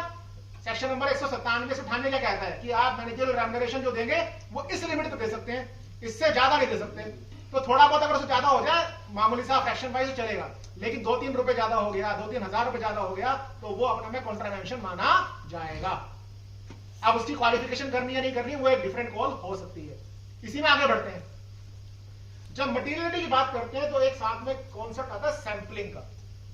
देखिए हमेशा यही तो बोलते हैं कि यार आइटम इममटीरियल छोड़ दे। तो जब आप कहते हैं आइटम इममटीरियल छोड़ दे, तो बेसिकली आपने क्या किया? आपने किया सैंपल चेकिंग, आपने सारे आइटम चेक नहीं करी। तो सवाल उठता है कि अगर आप ये कहते हो कि आइटम इममटीरियल छोड़ दे, चेक नहीं करते, इसका मतलब यह कि आपने कुछ चीजें चेक नहीं की, कुछ चीजें चेक नहीं की। क्या ऐसा हो सकता है कि डिफरेंट चीजों को छोड़ते छोड़ते उनका सम टोटल मटेरियल हो जाए? ऐसा हो सकता है। तो अगर वो आइटम आपने चेक नहीं करी, तो ये प्रोफेशनल मिसकंडक्ट है। और गेटिंग माय पॉइंट? तो जैसे मान लीजिए मेरे पास 4 खर्चे हैं, salary, wages, fees, conveyance expenses. आपने हर लेक्चर में से कुछ एक आइटम इममटीरियल कहकर चेक नहीं करी, लेकिन जो जो आइटम छोड़ ही दिया आपने हर लेक्चर में से, उनका जब एग्रीगेशन किया तो वो आपका मटेरियल के थ्रेशोल्ड से ऊपर चला गया। तो कायदे चेक करना चाहिए था, चेक नहीं करते हैं तो क्या हो जाएगा? मेरा प्रोफेशनल मिसकंडक्ट। ये बात कहां लिखी है? एसए नंबर 530 में, एसए नंबर 530 में। इसी को बोलते हैं हम सैंपलिंग रिस्क। क्या होता है sampling risk? The probability that some items which were supposed to be examined were not examined for various reasons. तो जो आइटम चेक होनी चाहिए थी लेकिन नहीं की या छूट गई, उसके ऊपर जो प्रोबेबिलिटी बनती है वो जाती है मेरी सैंपलिंग रिस्क। ये मैं कवर कर चुका हूं, केस स्टडीज को मैं स्किप करूंगा। इस पे आते हैं, ध्यान से देखिएगा इसके अंदर है क्या, और इसके ऊपर मेरे 3-4 सवाल होंगे, देखते हैं कितने लोगों को जवाब आता होगा इसका। मान लीजिए क्लाइंट आपका है भारत हैवी इलेक्ट्रिकल्स लिमिटेड। जानबूझ के मैंने क्वेश्चन लिया है, तो जनरली ये चीजें आप फेस करते हैं तो पता होनी चाहिए। क्लाइंट मान लीजिए भारत हैवी इलेक्ट्रिकल्स लिमिटेड है, और इसका जो ऑडिट फर्म है वो है XYZ company chartered accountants. Partnership firm है, 3 पार्टनर्स हैं, X, Y और Z। तो XYZ ने डिसाइड किया कि यार भेल जो है बड़ा ग्रुप है, इसका ऑडिट एक पार्टनर नहीं संभाल पाएगा, तो उन्होंने 2 पार्टनर्स की ड्यूटी लगा दी। वो 2 पार्टनर्स है X और Y, कि X और Y आपकी ड्यूटी है कि आप भेल का ऑडिट संभालें। अब ऑडिट करते करते ऐसा तो हो सकता है ना कि दोनों पार्टनर्स का एक किसी इशू के लिए डिफरेंस ऑफ ओपिनियन हो जाए। तो वो यहां पर भी हुआ। क्या हुआ? यहां पर एंगेजमेंट पार्टनर्स जो थे वो थे X और Y, जिनको ये जिम्मेदारी दी गई कि आप ऑडिट करो भेल का। Now what happened? Mr. Y is of the view that inventory of BHEL should be valued on FIFO basis, whereas Mr. X is of the view that it should be on weighted average cost basis. Now the problem is whose view should be considered while analyzing the audit report of BHEL. Practically तो ऐसा हो सकता है। ऐसी सूरत में क्या किया जाए? जो साइन करेगा उसका जो साइन करेगा उसका